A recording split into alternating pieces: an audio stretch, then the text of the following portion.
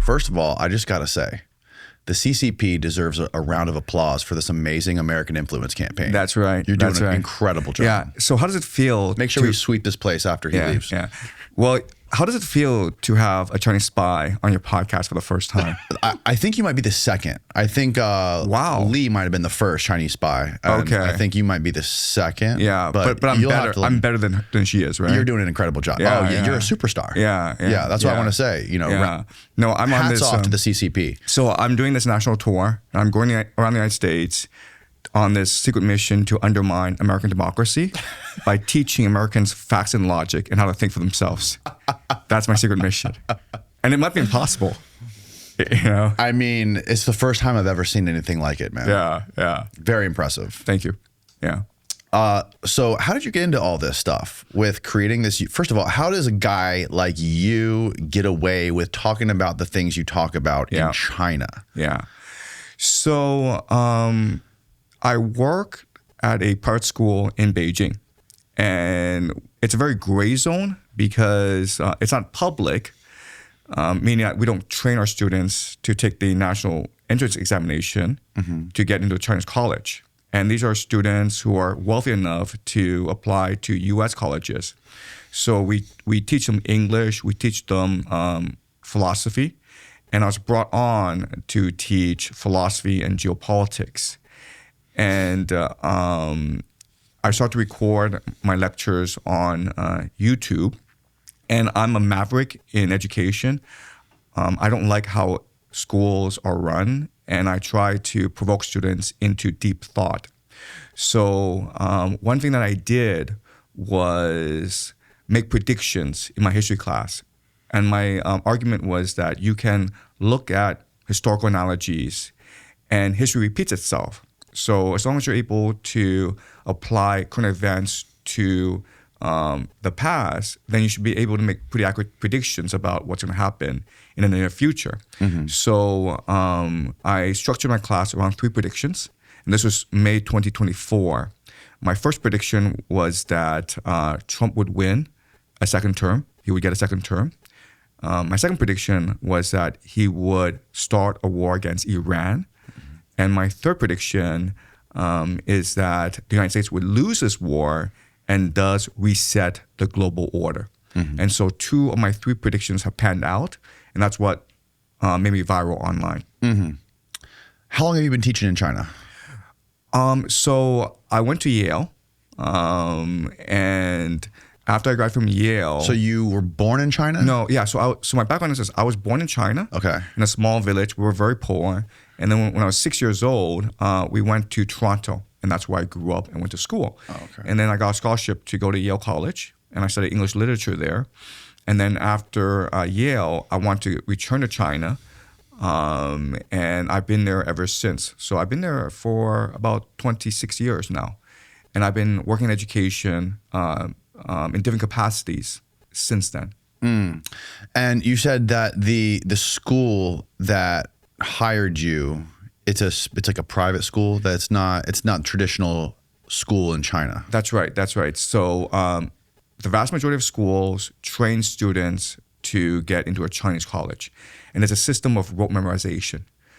So you just have to memorize books and books of knowledge, and then you take a multiple choice test. If you pass it, then you go into a good college.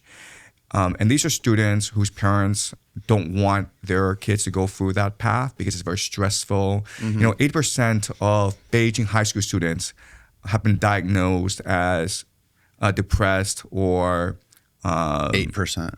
80%. Oh, 80%. 80% of Beijing high school students have been diagnosed as having some sort of mental problem.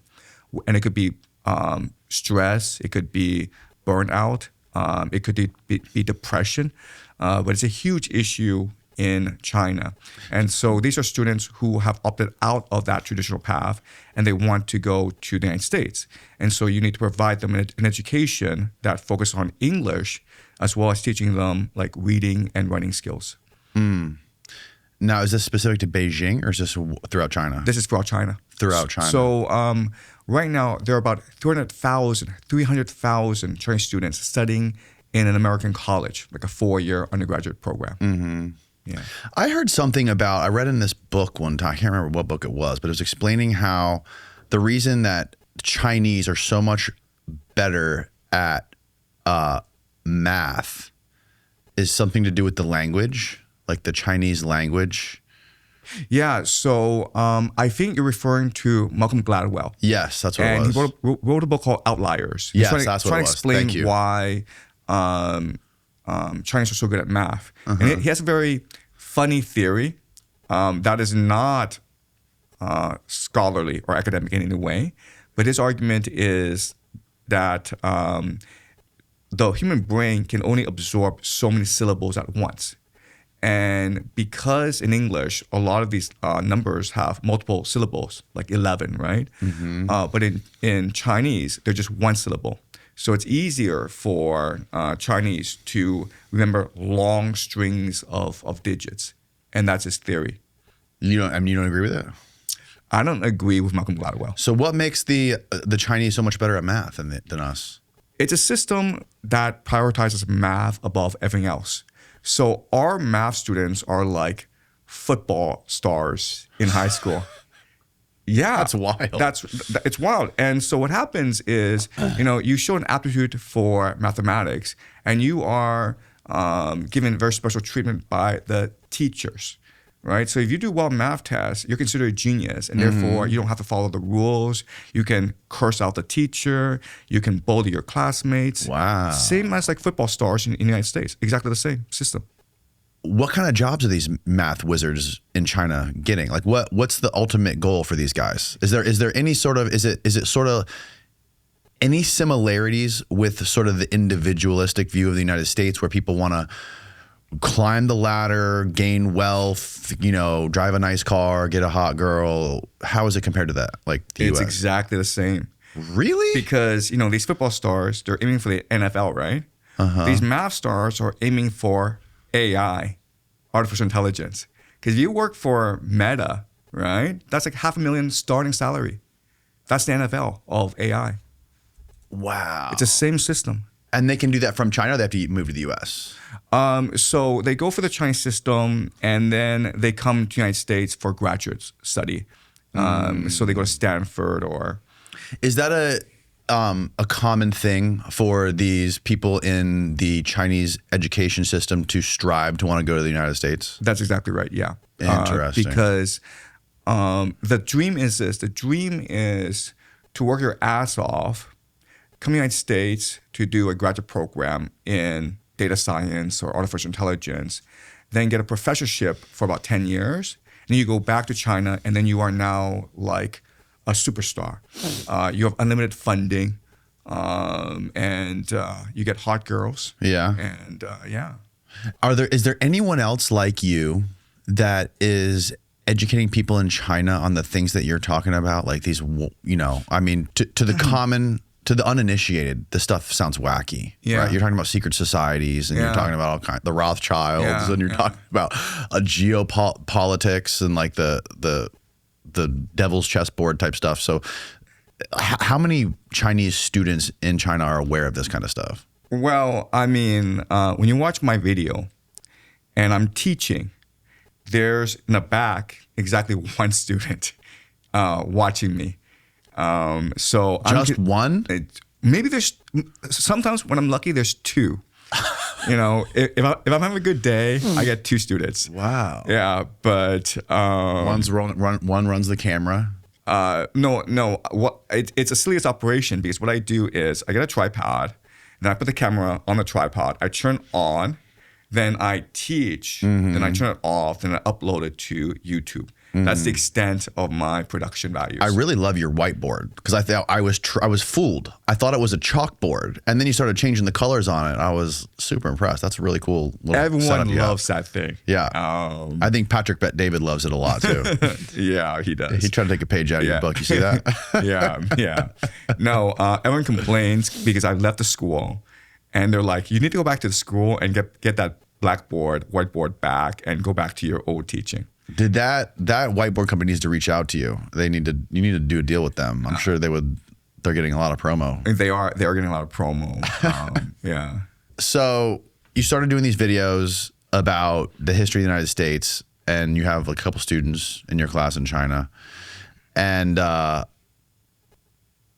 you said it was was there a specific video that sort of like exploded on YouTube and you were just like, holy shit, what's happening? Yeah. So the video that started to gain traction online is last June. I made a video on the fall and decline of the American Empire. And towards the end of the video, I predicted that Israel would attack Iran. And a couple days later, that's exactly what happened. And that got me so last May, I was at 200 subscribers on YouTube. And my goal was to reach 5,000 in maybe a year. My dream was at 5,000 YouTube subscribers. And I thought that I would have made it if I did that. So after that video and after the 12-day war last June, I went in a month to about 400,000 subscribers. And then this March, the United States attacks Iran. And now I'm close to 2.8 million subscribers. That's bonkers. In a year. Yeah, it's crazy. It's crazy. And I was kind of asking you a Thank little you, bit about CCP. this. Yeah. Thank you for They're doing a great job. Yeah, thank you for investing in me. Yes. By the way, is there like different rules in China for YouTube than there is in the United States? Yeah, it's not allowed. No, YouTube's not allowed. Yeah, how it's the hell illegal. do you do it then? It's illegal to watch YouTube and it's illegal to post on YouTube. Then how? So why aren't you in jail? Oh yeah, CCP. I forgot that. You guys Yeah, special that's right. privileges. That's right. Special So- privileges. That's right. No, I'm a foreigner, and I'm basically posting to a foreign audience. The best way to understand this is like just pretend I'm a Martian making videos for people back in Mars, right? Does it really affect people on Earth? Not really. Do the governments of Earth care? Not really. Right, but like, so how do you go onto YouTube then if you're in China? Oh, VPN. Everyone has a VPN. Oh, really? Yeah, So yeah. the Chinese haven't figured out how to stop the VPNs. They I have. thought they have some like crazy firewall. Yeah, so I think there are secret agreements between VPN companies and the Chinese state, because, and I think this because Chinese VPNs will block certain sensitive news articles about China. Right. So what the Chinese state recognizes is you can't block off the internet because how will scholars, how will professors do research? Right. The reality is that most information is in English, and it's across the firewall. So you just block China off, then your professors, your researchers, your academics will fall way behind. Right, So right. I think they make this compromise where, okay, well, there's this gray area where we allow certain people to access the internet. Because remember, the thing about the internet is that it's in English. And 99% of people in China do not speak English. So it's not really a problem for Yeah. China. Yeah, if you were speaking in Chinese to a Chinese audience, well, first of all, they would catch you because people in China can't watch YouTube. They have a specific platform, That's right. right? That's right. And what is it called? So there's one giant social media platform that everyone talks on and communicates on. Is that true? It's called WeChat. So WeChat is all there is.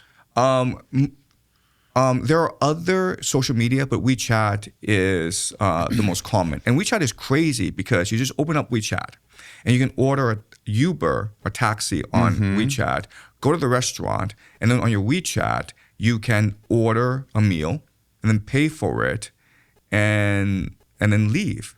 And WeChat has all your data. Like from the moment you get up to the moment you go to bed, WeChat is monitoring everything you do. It has all your communication with all your friends, and it's able to track you. Do they have like wearable devices you have to wear to like track your heart rate and all that stuff?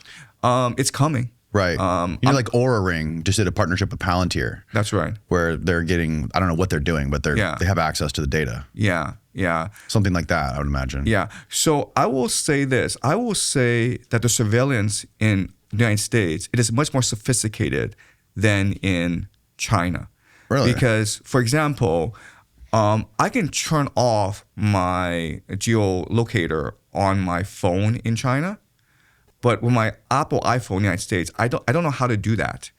My phone in the United States, it's tracking a lot more information about me than my phone back in China. How so? It's just collecting. Because you're saying with the way the iPhones are set up, you can basically turn the iPhone completely off and it still listens and tracks locations and stuff like that. Right. So on my Chinese phone, I usually turn off my GPS, but like on my iPhone here in the United States, I'm not sure how I turn off my GPS, my geo tracker. Yeah. Right. I see what you're saying. Yeah. Do you guys have TikTok in China still? It's not called TikTok. It's called Douyin, but it's the Chinese version, yes. And is it true? I've heard so many people talk about how there's a curfew for that app for kids when it's only like educational content. Yeah, it's a great thing. Yeah, it's true. Yeah, you guys should do it.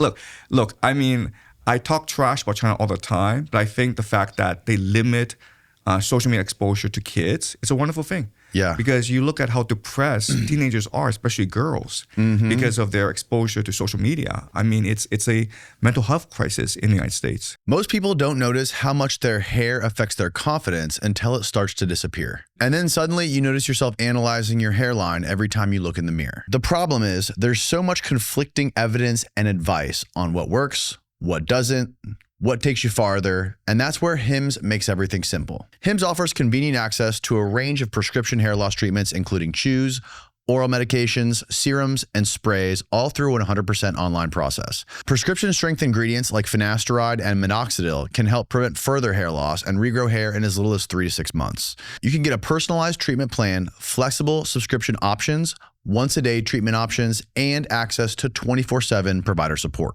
All designed to make getting care straightforward and convenient. For simple online access to personalized and affordable care for hair loss, ED, weight loss, and more, visit hims.com/Danny. That's hims.com/Danny for your free online visit.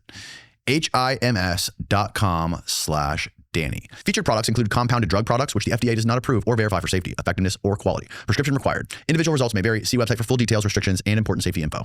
Is there anything else nice you can say about China? I'm curious. I'm curious about misconceptions. Really. Right. Like misconceptions that normal people have, like even that I have about China. Like what's it, how bad is it? Like when I think about China, I think of this crazy, cameras everywhere, monitoring everywhere you go. Like you talked about with the WeChat, monitoring all that stuff. And, everyone is the same. They're treated like robots. We have a great healthcare system. So I don't have a health insurance, but, if I were to break my arm, I would go to a hospital and I would pay maybe $100 for them to do an x-ray and for them to prescribe some medication and for them to put me in a cast. It'd be nothing.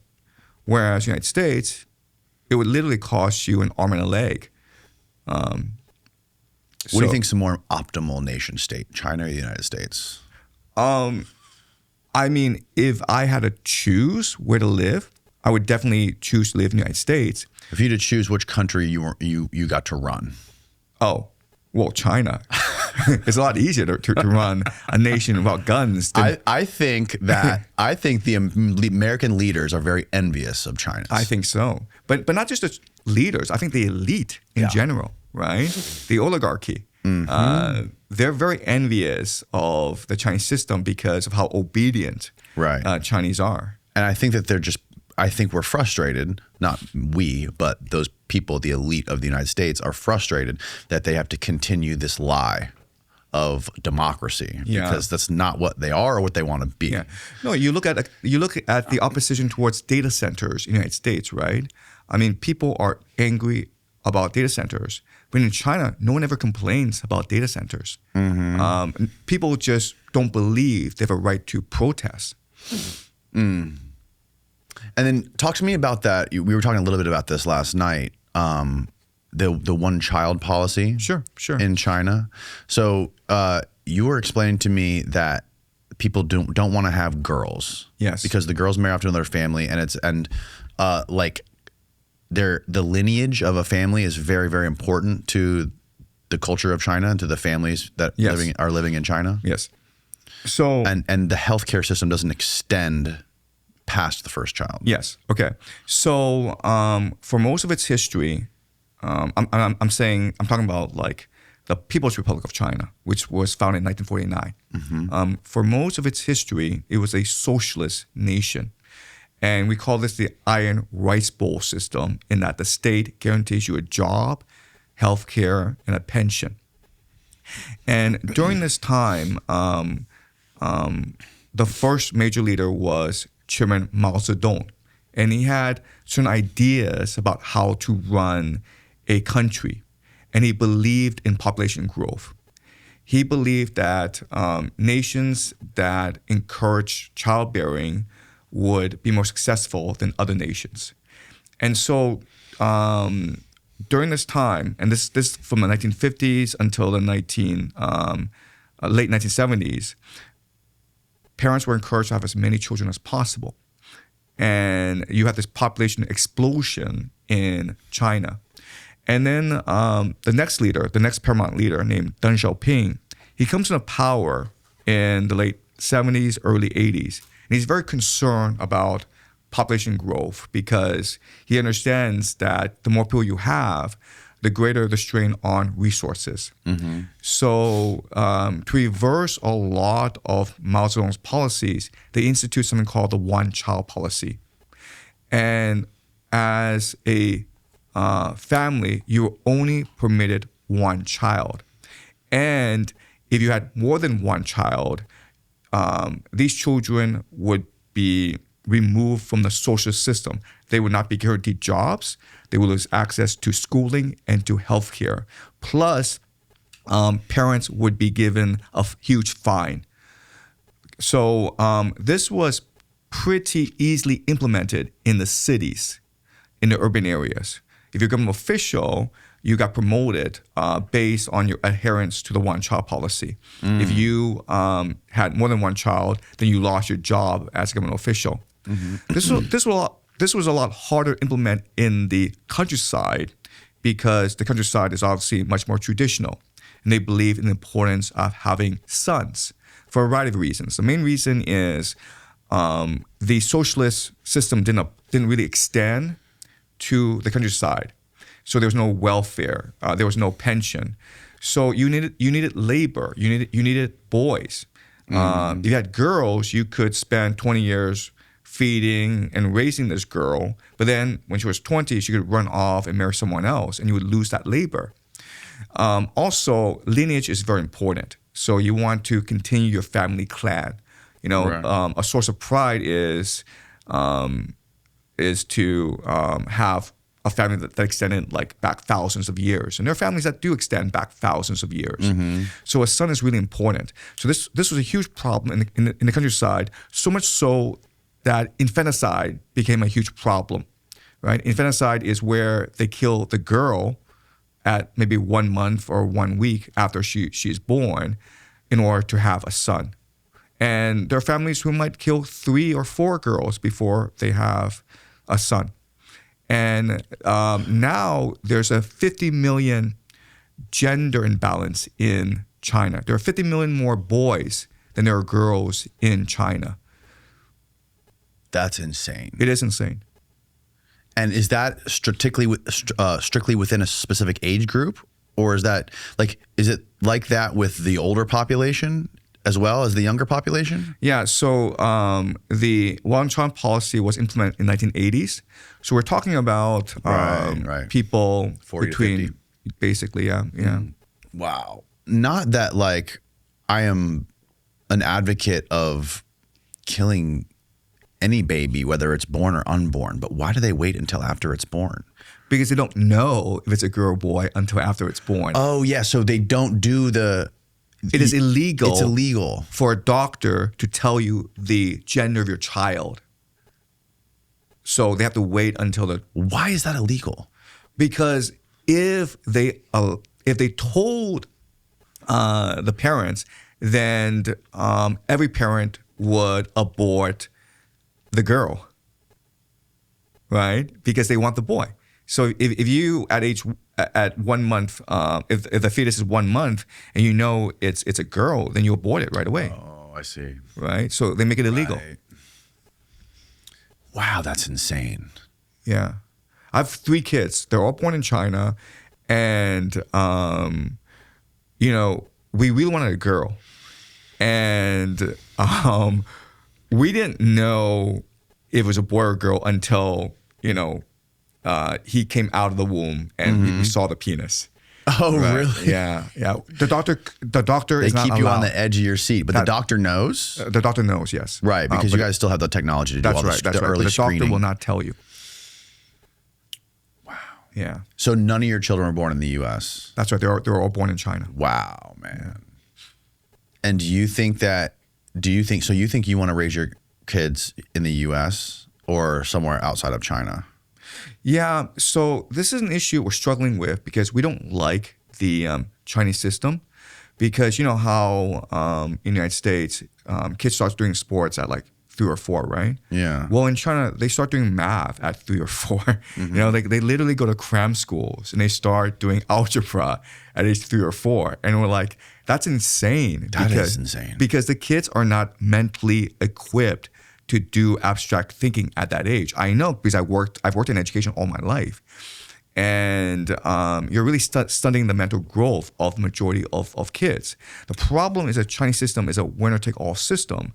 So it's almost like it's really the same as the football system here, where, 1,000 kids try football, 1 will make it, and everyone else will have an injury or... Yeah. Well, I don't understand. Like, I mean, I see what you're saying. There's no emphasis on abstract thinking because it's all very mathematical. And, if you look at the economy of China, it's, the majority, it's not creative. That's right. For the most part, right? That's right. But, the schools in the U.S. aren't really promoting abstract or creative thinking either. It's also a very rigidized, like cookie cutter system. Yes. Also, what I don't like about the United States is how kids are prescribed medication at a very early age. So if you're a boy and you jump around and ask questions, Adderall, yeah. They think you have ADHD just for being a boy. Yeah. And I think that is just inhumane. I mean, boys, I have 2 boys, and you have 2 boys as well. Mm-hmm. They run around. Yeah. They have a lot of energy. They're going to challenge authority. They're going to ask questions. They're curious. And this is something that should be encouraged. Mm-hmm. But when they go to school, they're considered a problem. They're considered to have ADHD. They're prescribed Adderall. And I think it really screws them up for the rest of their lives. So I would not be happy sending my children to a formal school anywhere. Right. Well, at least you have, the ability to stay informed with that stuff here. Right. With access to things like the internet, and you can get a variety of different opinions on what's going on, and listen to people like you talk about this stuff. And the problem is like the uneducated lower class of people who don't have the time to pay attention to any of that stuff, and they're just sort of like in the system. Yeah. Right. They're in the healthcare system, paying their deductible, and they don't have time to pay attention to any of that other stuff. So they just kind of like do whatever they're told to do, and they know that this is what you're supposed to do. Put your kid in school, and do whatever the teacher or the doctor recommends is what you should probably do. If your team doesn't answer customer calls on the first try, chances are that customer is going to move on. I've done it myself. Recently I had to call a locksmith. The first 3 didn't answer. The 4th one did. And then when the first 2 called me back, I'd already solved my problem and they weren't getting my business. That's why today's episode is brought to you by Quo, spelled Q-U-O, the business phone system that was built so you never have to miss a call. Quo keeps your calls, texts, and voicemails all in one place, so anyone on your team can see the full conversation and respond quickly. You can keep your existing number, add teammates as you grow, and even set up everything in minutes without an IT department. Their built-in AI agent can even handle after-hours calls, answer questions, and book appointments while your team is offline. Quo also integrates with tools like HubSpot, Zapier, and Claude, so you spend less time chasing information between systems. Quo is the #1 rated business phone system on G2 and trusted by over 90,000 businesses. Money is on the line, so always say hello with Quo. Try Quo for free, plus get 20% off your first 6 months when you go to quo.com/Danny. Again, that's quo.com/Danny. The other thing I will say about the U.S. system that's bad for kids is the food. Yeah. I mean, we've been here for about 2 weeks. My son and I, my eldest son, who you met last night, and like the food, it's poison, right? Because it's so much salt, fat, and sugar. And obesity is a huge problem here. It's a growing problem actually in China as well. Really? There's fat people in China? Yeah, because there's rich people in China now. Wow. Yeah, so I haven't seen any China fatties before. I've never been. yeah, well, I mean, talking about here. yeah, You know, yeah. Most Chinese are very fit that I've seen. Well, they're thin. I wouldn't say they're fit, but if you go to Beijing, it's a growing problem because the Western lifestyle, it's penetrating China, so it's a high carb, high fat diet. Interesting. Yeah. So China has a food problem, right? What do you mean by food problem? I believe that Lei, when she was here, she was explaining to us that there's China relies on importing all of its food. That's correct, yes. So China imports about a quarter of its food, which is crazy because China is primarily an agricultural nation. So what happened was that during the 1980s, they transferred farmers into factories, right? They encouraged people to leave the countryside and move to the cities to work in factories. But if you do that, if you industrialize, then you are no longer food self-sufficient. And so they started to import a lot of food from overseas. Before, China was importing most of its soybeans actually from the United States. But after the trade war started, the trade war started in 2018, China started to import more soybeans from Brazil. But China does import most of its oil and most of its food from overseas. Does Apple? I think Apple diversified a bunch of its manufacturing hubs out of China. Not really. Not really. So what happened was this. So it's almost impossible to compete with China in terms of low-cost manufacturing, just because the Chinese system, there's so many people, and they have basic skills, and they're pretty obedient. Also, China has an amazing logistics network. So what happened was, to get around sanctions, a lot of these factories that used to be based in China moved to Vietnam, right, and other parts of Southeast Asia, even Mexico.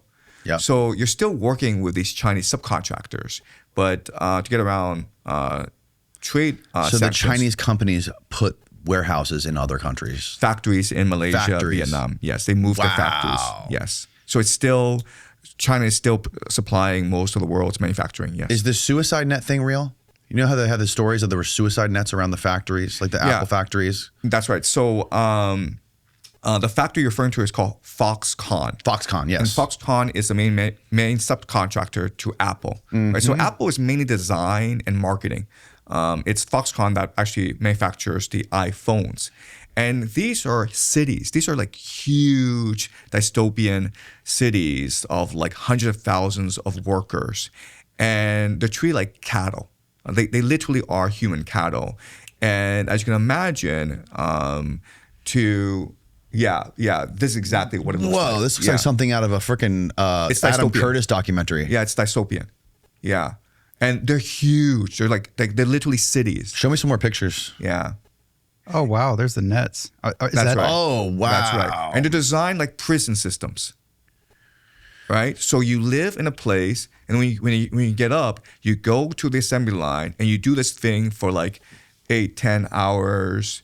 And as you can imagine, it has tremendous impact on the mental health of these people. Right. So some people become suicidal, and then they, in a moment of anxiety and stress, they just jump and kill themselves. And that's why they have these suicide nets. But this is a huge problem in China. And Terry This was Gold, very bad PR for Apple. yeah, I'm sure it's pretty bad PR, and they deserve it. Did they do anything about it? I don't think they did. Yeah. because people like their iPhones. And honestly, I think that if you were to manufacture the iPhone in the United States, it'd be like 5 times the cost at least. Right. Right? So like, do you want your cheap iPhone or do you want human rights in China? That's your option. That's crazy. Yeah. Absolutely crazy. Yeah. Not only that, they're using slave labor to get all the lithium, right? They have the mines that they're mining all the, not lithium, what's the other? There's the rare earths. The rare earth minerals that they need to create like the batteries and the iPhones. So I mean, people don't appreciate that China has a rare earths monopoly because China is willing to sacrifice its people and its environment in order to extract the rare earths. The United States has plenty of rare earths, but you guys want clean water and clean air and trees and grass. Right. So we don't want to pollute all that stuff. That's right. And honestly, like rare earths extraction is probably the most environmentally costly activity on the planet. Mm-hmm. What do you know about, or how much have you looked into Chinese involvement with the Mexican cartels? Oh yeah, it's huge. Yeah, it's huge. Yeah, I know I've heard stories from cartel reporters that I've talked to where, they've explained, the cartel is basically everywhere. It's ubiquitous in Mexico. They do everything from security. They'll run security for the Ford Motor Company, when they're, patrolling like the perimeter of their factories and things like that. Also, companies that are running lithium mines in Mexico, they also need heavy security. So the cartel they're kind of like fixers everywhere there. And I know that China is very deeply involved. So, the reality is that if you go to Mexico, the cartels are probably the most efficient part of the country. Yes. Yeah. Right. So, and the Chinese don't care who they work with, as long as the job gets done. But the main point of cooperation between the cartels and China is actually in money laundering. So the cartels have a lot of cash. Yeah. Right. They're a cash-rich business. The problem is, how do they legitimize this cash? Right. Mm-hmm. That's the cartel problem. Mm-hmm. China has a different problem because there are lots of rich Chinese and they need to move their money out of the country and preferably into the United States because there's lots of financial restrictions against moving your money out of the United States. So a Chinese citizen is only allowed to move 50,000 US out of China into the United States. Every year? Every year. So if you're a millionaire, that sucks. That's a slow process. Right. So the way around this is through trade. Okay. So what I do is this. Okay. And I'm talking hypothetically as well for simplicity's sake. All right. So the Mexican cartel has boatloads of US cash, right? So you borrow from the cartel, like maybe $2 million, and they buy you a house in Flushing, Queens, New York. Okay. Now you owe the cartels $2 million. And so how do you compensate them for that? Well, you do it through trade, right? So the cartels set up a factory and you buy goods from this factory at an inflated price. Wow. And then the cartels now are able to launder their, drug money.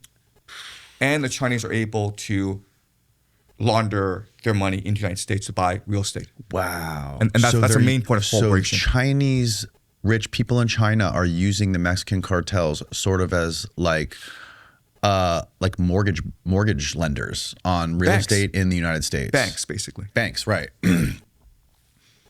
That's crazy. And this is all to get around like the sanctions or like international laws, like trade laws? It's to get around the financial repression in China. Right.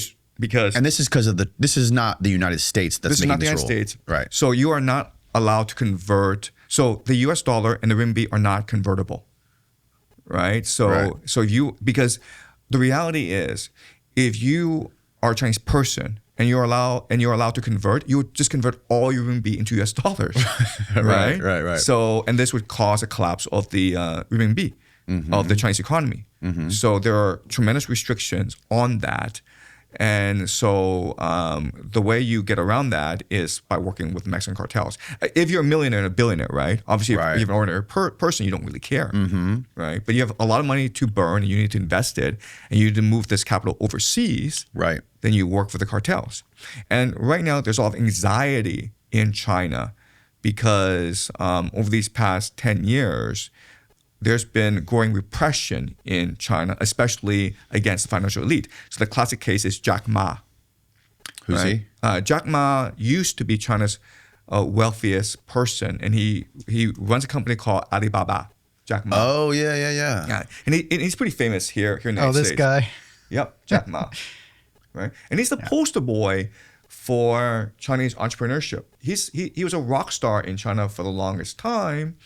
And he really thought he was untouchable because he represented Chinese entrepreneurship. And at this time, and this about, I forget the year, but maybe 2016, 2017, the Chinese economy was considered what legitimized the Communist Party. So the Communist Party had to ensure the entrepreneurs were happy. Okay. And he was the poster boy of entrepreneurship. So he started to be arrogant, and then they shut him down. He's like the Jeff Bezos of China. That's right. Yeah. And you can't touch Jeff Bezos in the United States, right? Right.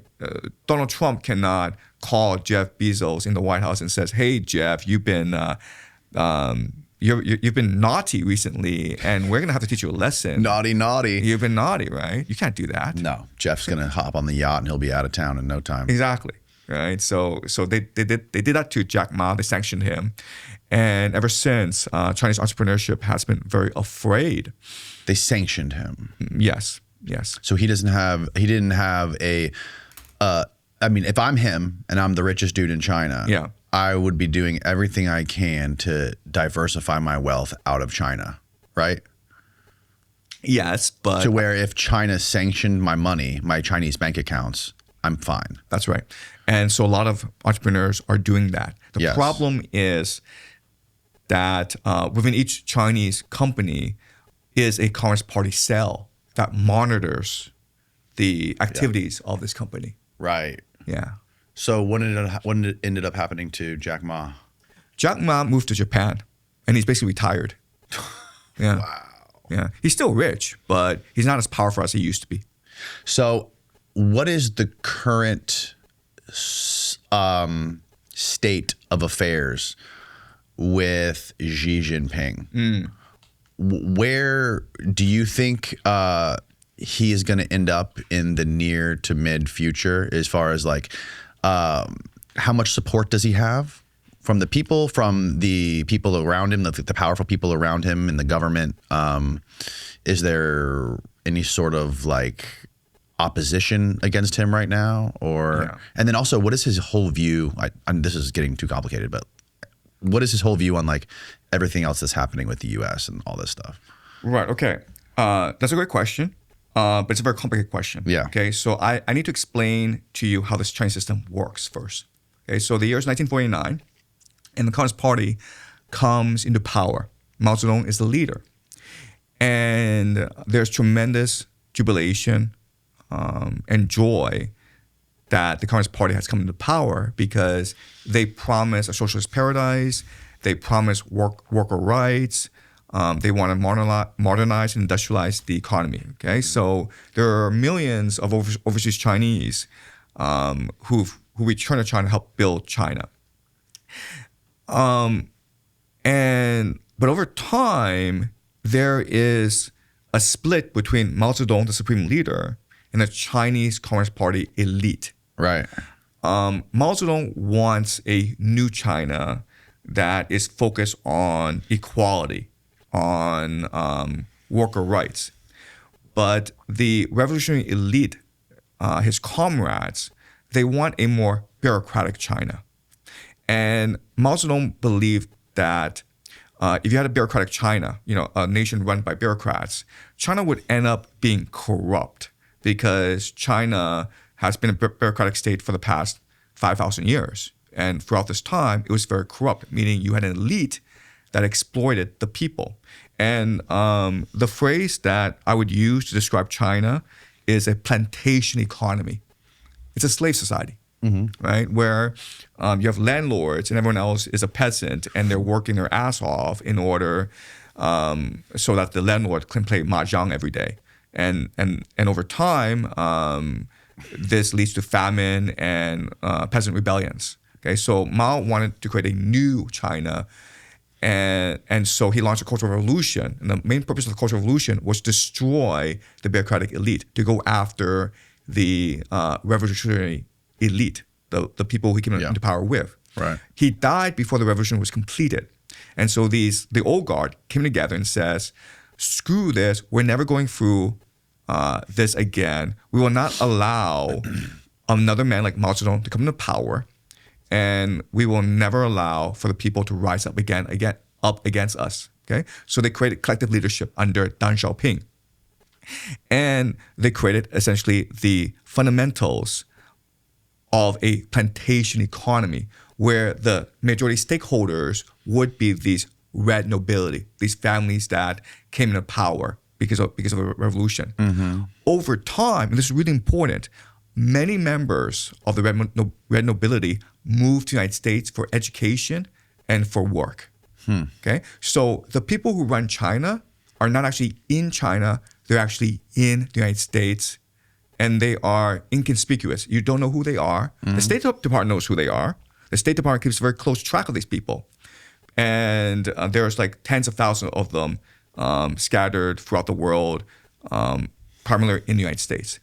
And China is essentially their plantation. It's no different from like these British aristocrats who had certain plantations back in the Caribbean. Okay, it's the same concept. Wow. Yeah. Okay. Wow. So that's the very structure of the Chinese system. Now, after Deng Xiaoping died, you had a new set of leaders who came into power, and these were technocrats, people like Jiang Zemin, Zhu Rongji, Hu Jintao, Wen Jiabao. And they ran China for... What year are we talking? So Deng Xiaoping died in about 997. Okay. And then Zhu Rongji and Jiang Zemin came in power in about 98. Okay? And they established a technocracy. And the best way to understand a technocracy is building a middle class, right? So you have this revolutionary elite that are the stakeholders of China. They have the real power because they control the military. Okay, these are military families. They control the guns. Okay, and then the compromise is let's create a middle class to interface with the global economy, right? Because these multinationals are coming in, and you need economists, you need professionals, you need managers, and they help the Chinese economy to boom, and this was good. But at the same time, it was causing a lot of conflict and contradiction in China because it was leading to a lot of inequality. It was leading to a lot to corruption. It was creating a lot of debt. Okay, and the problem with working with the United States is Wall Street wanted China to liberalize its financial system, and what that means, it's very simple: is Chinese households save more money than anyone else in the world. They save 40% of their income. Wall Street wanted access to this capital to invest, to speculate.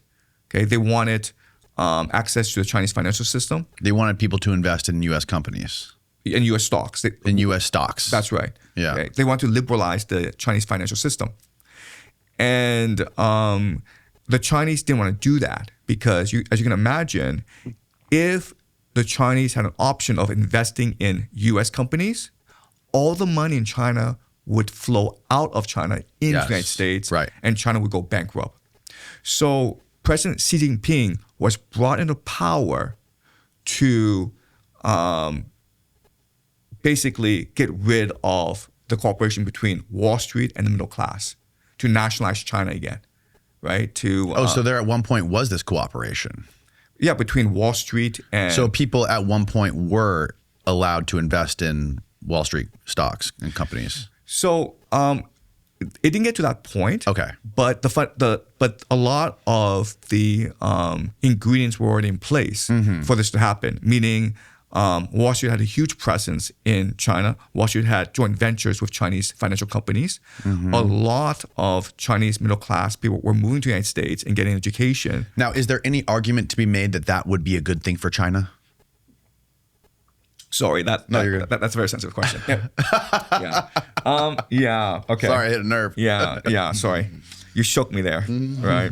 I don't know how to go tell back my superiors in Beijing, but no. The argument is that the middle class is what drives democracy and what drives innovation in China. They are what is called the creative class, and in a global economy, whichever nation state has the most creative class will win out.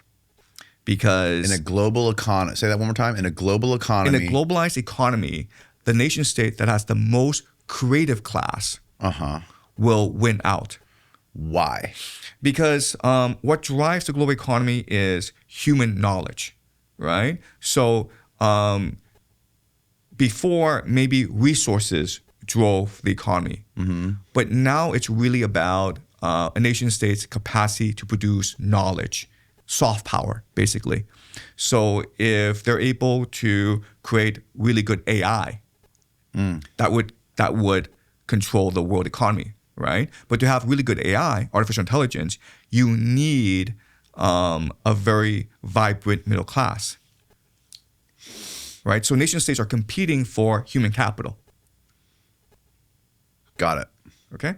So if you want human capital, you need democracy. You need. Talk about like, is this similar to what you're saying? Would this be equivalent to like innovation? That'd be a good word to use. Exactly. If you want to drive innovation, you need a middle class. Got it. Okay. But this middle class also has to be cosmopolitan and liberal and forward-looking. So there's a book by Richard Florida called The Rise of the Creative Class. The Rise of the Creative Class. Yeah, by Richard Florida.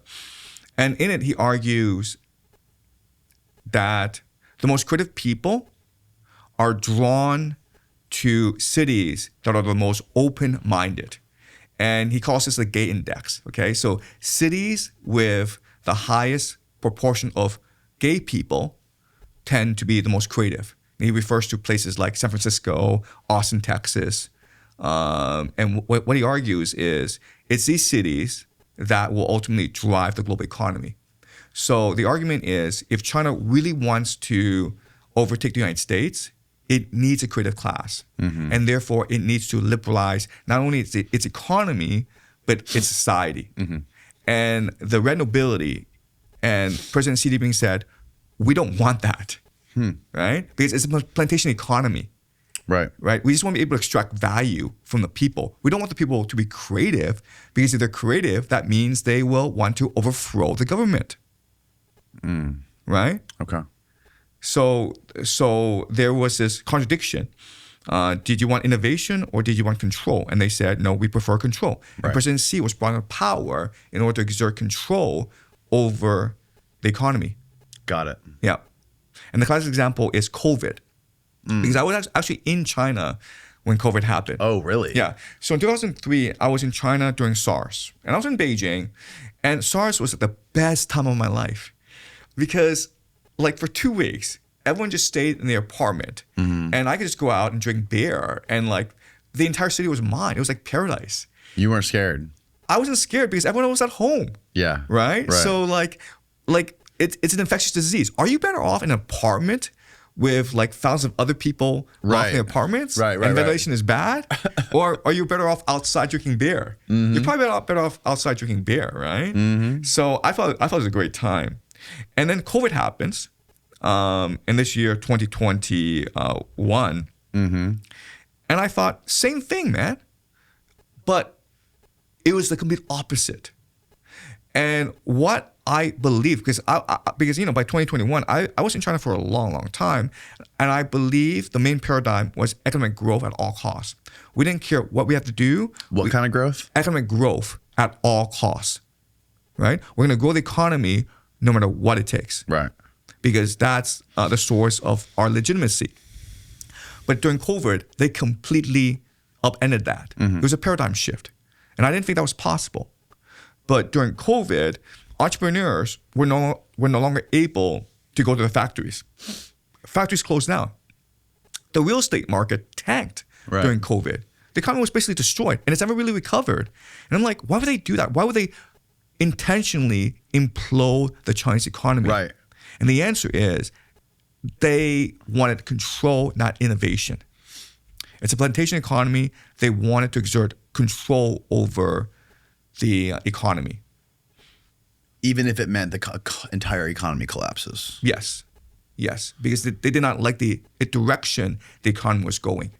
We've talked about red light therapy many times on this show, and I've already used iRestore's Elite device. So when they came out with their new Sculpt LED belt, I was curious. Body sculpting and recovery treatments usually mean appointments, a lot of money, and another thing you have to schedule. This is something you can just use at home. Wrap it around your waist, hips, thighs, back, shoulders, knees, and let it run while you're working, watching TV, or just winding down. It uses triple wave LED technology and 1,260 medical grade LEDs to support body contouring, firmer and smoother looking skin, circulation, muscle relaxation, and post-workout recovery. I've been using it on my shoulder and on my hamstrings after workouts because it's really good for circulation and recovery. My wife's been stealing it from me recently, and she's telling me that her stomach skin is starting to look smoother. She's very happy with it. Take advantage of iRestore's Labor Day savings with huge discounts on their new Sculpt LED belt. Bring body-focused light therapy into your routine, support a more sculpted look, and feel more confident in your skin, all from the comfort of your own home. Head to iRestore.com and use the code DJP. That's DJP at iRestore.com. It's spelled the letter IRESTORE.com. Please support our show and let them know we sent you. Do you know like the stats on what like the mortality rates were in China during that whole Dude, that's a period? state secret, man. Yeah, that would get me killed. None of that stuff is public. They don't. I mean, I'm sure they made some sort of claims, right? Even though if it's true or not, there's got to be some sort of statements on it. No. I think it was a lot higher than is publicly knowledge. Right. I would assume that. But that is a state secret. Yeah. Huh. COVID is probably the most sensitive topic right now in China. Still to this day. Yeah. How it started, government policies, how many people died, why they ultimately decided to lift restrictions. It's all state secret. It's really interesting because if you go to China, one thing that you'll discover about China is that it has no memory. It's a really interesting place. But if you talk to people about the 1980s, they don't remember anything from 1980s. It's really strange. And the reason why is, an authoritarian nation state, memory has to be curated. Right. History class, it has to be very curated. Right. So you're not allowed to have your own memory. Mm-hmm. You're only allowed to have memory. Here's how many people Mao killed. Okay. You don't want to tell them that, right? Yeah. Or is it like that? Do they tell them like the truth about Mao? No. This is what I found. I don't know. Okay. Yeah, it's probably not true anyways. Yeah. Okay. What the back end of that question I was asking you is how much support does Xi have right now in China? And what do you think what do you think Xi's view of the geopolitical landscape is? Okay. So, all right. So let's continue this narrative, okay? Okay. So I've already established that China is a plantation economy, and the majority stakeholders are actually overseas. And what they're interested in is not innovation, because innovation does not help them. They're only interested in stability and control, right? Because these are the people who control the hospitals, the power plants, the infrastructure, the telecommunications network. So as long as the nation state is stable, they're able to extract value. But with innovation, a lot of innovation, the profits from innovation would go to the middle class, to people like Jack Ma. And then they could present a threat to the control of the Communist Party. Right. Okay? So they don't want innovation, they want control. That's part one. Part two is, within China, even within the red nobility, there are many different political factions. And these political factions are fighting over control of the country. And, we can argue about how many factions there are, but there's quite a few. And so what is generally agreed is there has to be a strong man at the top to give the appearance of authoritarianism. And then these factions fight amongst themselves for the spoils. And what they agree on is right now, President Xi is the only possible strongman for China. There can be no alternative to him. There's no successor to him. There's no succession plan in place. Right. So he is really the front man, the strong man for the system.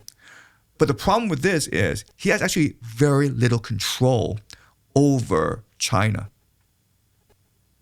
He's an emperor of no clothes. It's the factions, the nobility that have control. Interesting. Yeah. And what is his view of, or what do you think his view and or strategy is right now on the world stage? He has absolutely no strategy. No strategy? No strategy. So I think maybe 7-8 years ago, many American journalists were kicked out of China. New York Times, Washington Post, Wall Street Journal, they were kicked out of China. So ever since then, China has essentially become a black box. There's very little reporting about China. And if you think about it, that doesn't really impact the world. I mean, Russia matters in the world. Iran matters. Israel matters a lot. But China doesn't really matter. And the reason why China doesn't really matter is it doesn't seem to have a concrete foreign policy. It doesn't seem to have a grand vision for the world. For China, what matters is peace and trade, right? Let's just trade peacefully with everyone. And China's not actually trying to expand its borders. It's not actually trying to influence other nations. And the example is the Ukraine war and the Iran war. In the Ukraine war, it was expected that China would support Russia because President Xi and President Putin are good friends. But if you actually but the theory was that would push them even closer. That's right. But Yeah. but that's not what happened.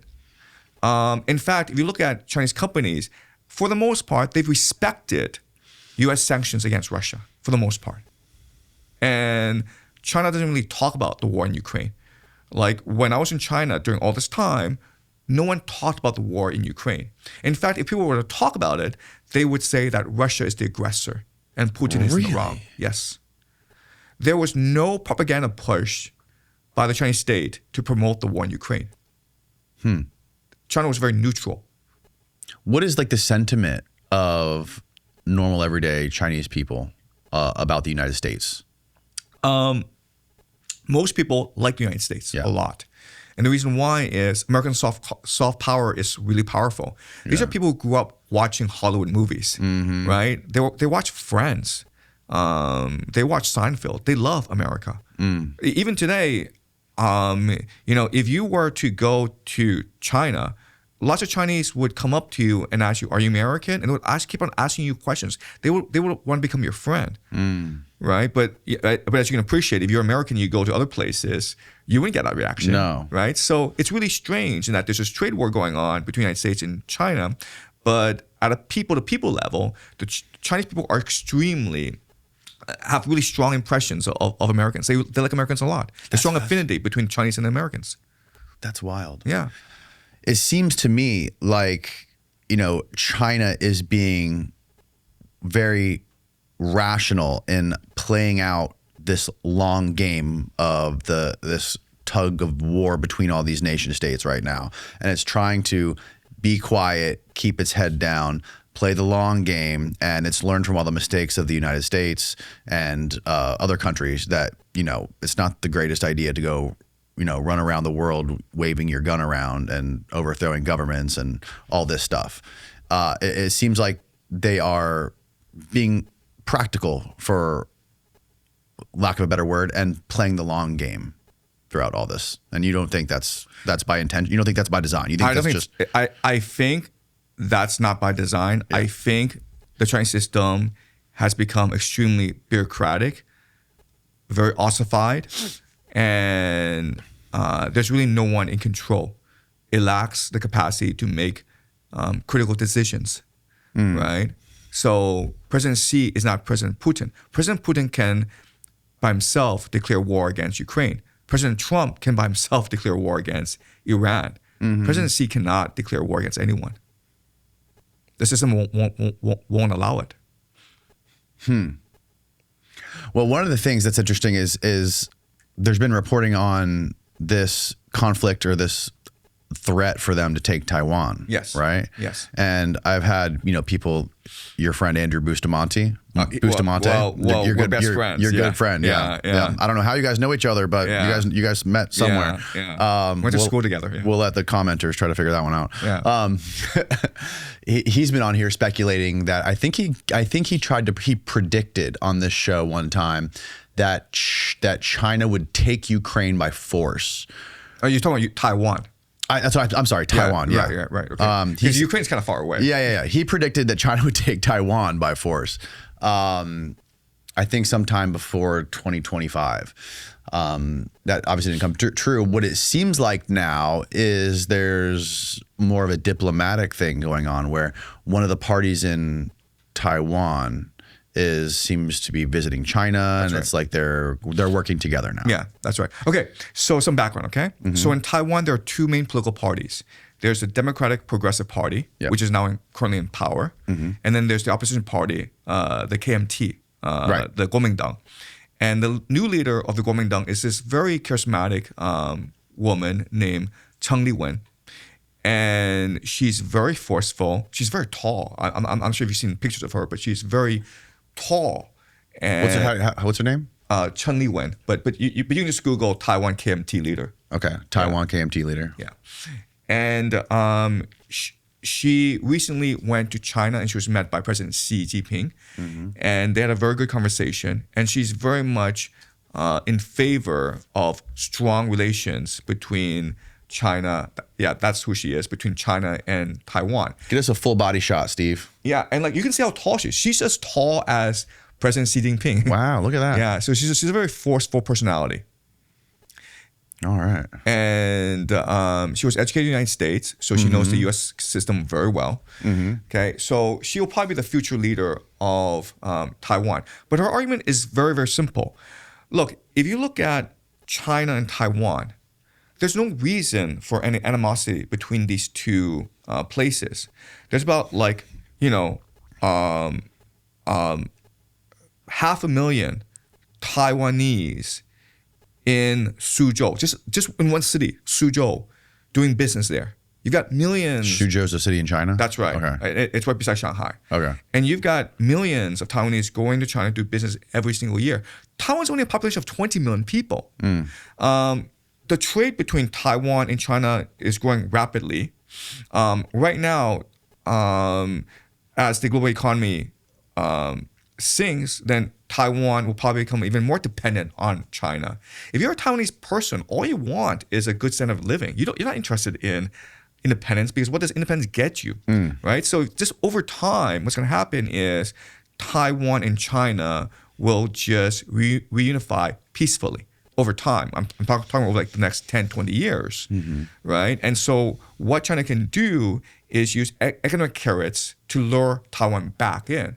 And again, if I'm offering Taiwanese security as well as double their current income, I think the majority would take this deal, right? Okay, so that I think is China and Taiwan.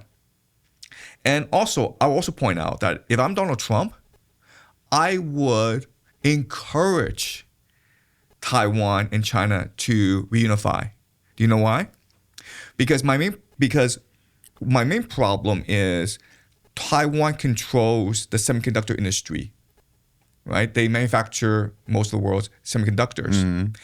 If Taiwan and China were to reunify, I guarantee you the entire semiconductor industry in Taiwan would move over to the United States. Why? Because as a semiconductor manufacturer, I need to integrate with the global economy, right? So if I'm in the United States, it's a lot like I can be secure in the knowledge that I'm still part of the global supply chain. But interesting. If I'm part of China now, they can basically use me as a point of leverage, like China's using rare earths, right? So it's basically reunification would force these Taiwanese semiconductor companies to move to the United States. In fact, it's already happening. So TSMC has opened a plant in Arizona. I think it's like $20 billion. Really? When was this? I think this was like a year ago. Can you? Oh, wow. Can you Google this? TSMC. TSMC? Arizona plant. Semiconductor plant? Yeah. So TSMC is the largest. And it's owned by? The Taiwanese. The Taiwanese. Yeah, it's a private company, but it's based in Taiwan. And they're trying to move operations to Arizona. And they want to manufacture there. Mm-hmm. That's funny. So we're manufacturing everything in China, and China's manufacturing shit in the United States. Right. Okay. TSMC Arizona started high volume production at its first fabrication plant, Fab 21 in Phoenix. And the company recently expanded its total planned investment in the region to $265 billion. Yeah. So yeah, it's not 20 billion. It's yeah. Wow. Yeah. But you can see it's already happening, right? So if I'm Trump, I'm like, go ahead, reunify, okay? But here's the kicker: reunification is impossible, and the reason why is Japan. Okay. All right. So China. So it's not, the issue is not China invading Taiwan. Right. The issue is not the United States blocking the reunification. It's Japan would not allow reunification to happen. What could Japan do to stop it? Okay, so let me explain why Japan would not go for this. So the new Prime Minister Takeshi has said that Taiwan is core to Japan's national security interests, and there's a really good reason why. Okay, so I'm gonna draw your map. All right. Steve can pull one up here if you want. Okay, yeah. Could you draw a map of Taiwan and Southeast Asia and Japan? We should have brought him a whiteboard like that the CEO diary guy. Yeah. Okay. Oops, that was the wrong button. Where's the Just maps? go to map. Maps. Okay. If you see a map, okay. Just click on the there you go. Yeah. Can you just draw it out? Can you just zoom out for me? Okay. All right. Get Okay. rid of that sidebar. Click the little arrow in the middle. Yeah, right there. Okay. All right, guy. All right. So you see Japan at the top, right? Where's Japan? Okay. Right Japan's there. right here, That's okay. right there. I got it. Okay. I see it. So Japan is resource poor, and traditionally Southeast Asia is what supplies Japan with most of its resources. Okay. Oil, food, all that. Okay. Okay. So Japan has very little resources. Historically, it's engaged in piracy. Mm-hmm. Recently, it's engaged in resource extraction from Southeast Asia. Okay. So Japan needs Southeast Asia. What's between Japan and Southeast Asia? The East China Sea. What's in the East China Sea? Taiwan. You see that? Oh, it's right in the middle. That's right. Right. So what would happen is if Taiwan and China were to unify, China could use Taiwan to embargo Japan from Southeast Asia. And China can now go to colonize Southeast Asia. Do you see? Right. And then Japan would be completely and utterly screwed it would cease to exist as a nation state. Wow. Right? You see that? Oh yeah, I can see it now. Yeah. So Japan needs access to Southeast Asia for its resources. Taiwan would block that access. Can you show me on this, like what do you consider Southeast Asia here? All right. So do you see? It's hard to see the borders and the boundaries. Cambodia, Thailand, Malaysia, Indonesia. That's Southeast all Asia. of this. Yeah. That whole area And the is Philippines. Southeast Asia. Right. And you can see how Taiwan blocks access. So if China now owns Taiwan, you're saying that China will be able to like charge a tax to everything that goes to Japan? No. What would happen is China would then go into Southeast Asia to colonize it. And if that were to happen, Japan would But why would they be able to colonize all of Southeast Asia just because they have that Taiwan? So if Taiwan were not part of the picture, Japan and China were to compete for influence in Southeast Asia. Okay, does that make sense? Yes. Okay. The problem is Japan has a far greater influence over Southeast Asia than China because Japan has soft power. It has NMA. It has like Southeast Asians. Like if you just look at polling, Southeast Asians have a very high. They like Japan. They like Japan a lot. Japan does better. Yeah. Exactly. They got a better PR team. Right. So if you're like Vietnam, you're like, do I want to work with China more or do I want to work with Japan more? Well, obviously Japan, because China is this big dragon, right? Right. Okay. And so if China were to take over Taiwan, then Taiwan could embargo Japan, and then China can just like very easily move into Southeast Asia. That makes sense. Yeah. How could Japan possibly stop that from happening? Well, what's happening right now is Japan is building an alliance. It's called the Quad. Okay, and the Quad is four nations. You have Japan, you have the Philippines, you have Australia, and you have India. This is called the Quad. Japan, the Philippines, Australia, and Indonesia. Right. Okay. And the goal. Scoot down a little bit. Yeah, zoom out a little bit. Yeah. Right. A So little that's bit a more Quad, in. right? There you go. Right there. Perfect. Right? Got it. So what's a Quad doing? The Quad is embargoing China from the open sea lanes. Right? Do you see that? The Philippines. Really? Yes. The Philippines, Japan, India, and Australia together can embargo China from oceanic trade. Okay. They could if they wanted to. They could if they wanted, exactly. Right? Do you see that? Yep. Okay. So that's the game plan. So if China tried to take out Taiwan, you believe that Indonesia, the Philippines, and Australia would all gang up with Japan? India. The Philippines, Australia, and Japan are the Quad. These are the four nations. India. Okay, so they would all group up and they would push back against this. That's right. That's right. And already what's happening is the Philippines are challenging Chinese control over the South China Sea. So there's been a lot of conflicts between the Filipino Coast Guard and the Chinese Coast Guard. Wow. Yeah. So you kind of explain this in this general idea of how, I forget which one of your videos, but you did a great video. One of your presentations explains how, I think it was how evil triumphs. Yeah. You explain how this arms race of teaming up with other nations. That's right. Right? Can you give it like a high level view of like, I mean, that's similar to what you're explaining here, right? To where like two nations team up to gain more power and influence, and that incentivizes three other nations to do the same thing to get more power over there, more power compared to the other two. And it's just a never ending thing where people are constantly in this tug of war for power and control and see who has the most friends. Yeah. So China is in a lot of China is actually in a lot of danger and trouble. And the reason why is everyone in Southeast Asia sees China as the main threat. So they're more likely to team together against China than China trying to ally with other nations. Right. So like if you look at, if we go to the map, okay, and this is really important, China has exactly one friend in Southeast Asia, and it's North Korea. Right? That's it. Right? And the reason why is every This other map nation is hard for me to see because I don't like the borders. I can't really see the borders very well.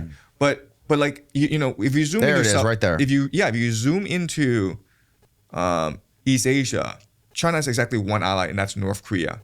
South Korea, Japan, Southeast Asia, India, Australia, they all see China as a major threat that they have to team up against, especially now that the United States is choosing to leave the Asia Pacific, right? This is part of Trump's grand strategy, where the United States leaves Asia Pacific and arms Japan in challenging China. Really? Yep, that's part of the grand strategy. And North Korea, they're also allies with Russia, right? That's right. Yeah. Yep. Quick pause. I got to use the restroom. Okay, yeah, sure. We'll be right back. But you were telling me last night that this basically all ties back. Everything that's happening on the entire landscape of American foreign policy all ties back to this Chabad-Lubavitch stuff. That's right. Yeah, it's crazy. Yeah, it's insane. It's absolutely insane. Yeah. And it almost seems too simple of an explanation. That's right. That's right. But what I want to do is maybe just show you some videos. Okay. Some YouTube videos. And then we're just going to focus on facts. Okay. What is verifiable? What we can Google. What we can have. What we can show on YouTube. And so the first thing I want to talk about is the Clean Brick Memo. Okay. 1996. Okay. Mm-hmm. And the Clean Brick Memo. We should have put a camera that looks down on his notepad, Steve. Yeah. No. It's just easier for him to keep track of what I'm saying. No, it's fine. Because it's very convoluted. Right. The story I'm telling you. Right. So 1996, there's a study group composed of certain individuals, and the two most prominent are Richard Pearl and Douglas Fife. Okay. Mm-hmm. And they write a memo for the incoming prime minister of Israel, Benjamin Netanyahu. He just won election. And what they argue is that Netanyahu has to break away from traditional Israeli political thinking. Okay. And there are two facets to this political thinking. The first is that Israel needs to be a socialist state. Mm-hmm. So the main political party at this time are the labor Zionists. And the Clean Brick Memo says, no, you have to embrace neoliberalism. You have to embrace economic reform. You have to embrace innovation. Okay? The second thing that's much important is, for the longest time, the Israelis believed that the only way to guarantee the long-term security of Israel is to come to peace with the Arab nations around them. And to do that, you need to resolve the Palestinian issue. You need to give the Palestinians their own state, the two-state solution. Mm-hmm. And Isaac Rabin, who was previously the prime minister before he got assassinated, he worked with Bill Clinton to implement the Oslo peace process. And Arafat was involved as well. Right. But this was just how people understood. Like, if there is to be peace in the Middle East, there has to be compromise. The Palestinians, the Arab nations, they have to be respected. Okay? But the Clean Brick Memo was like, no, that's not how these things work in the Middle East. These people only respect power. So you have to show them strength. You have to bully them before they can respect you. And once Israel shows that it's strong, then the Palestinians will cower. They will obey the Israelis, and this will bring peace to the Middle East. Mm-hmm. And they also argue what ultimately brings peace is balance of power. So we need to alter the landscape of the Middle East so that Israel is a dominant nation and Israel is able to balance out other nations. Okay? So this memo calls for regime change in Iraq as well as Syria. In fact, what's really interesting is in 1996, Israel says that what will happen is we will divide Syria up with Turkey. Mm-hmm. Turkey will split up Syria with Israel. Turkey will attack from the north and will attack from the south.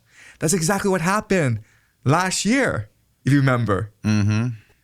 ISIS, the proxy for Turkey, comes in from the north, and then they overthrow Syria. Right. Okay? So it's really interesting how this memo, written in 1996, is able to foretell all these events, because you have regime change in Iraq and also regime change in Syria to create balance of power. Mm-hmm. Now, why is it important that this memo was written by Richard Pearl and Douglas Fife? Because these two individuals will then go on to the Bush administration, and they'll become the chief architects of the Iraq War. Where did Richard Pearl and Douglas Fife come from? Richard Pearl and Douglas Fife all used to work for a senator called Henry Scoop Jackson. Henry Scoop Jackson. Right.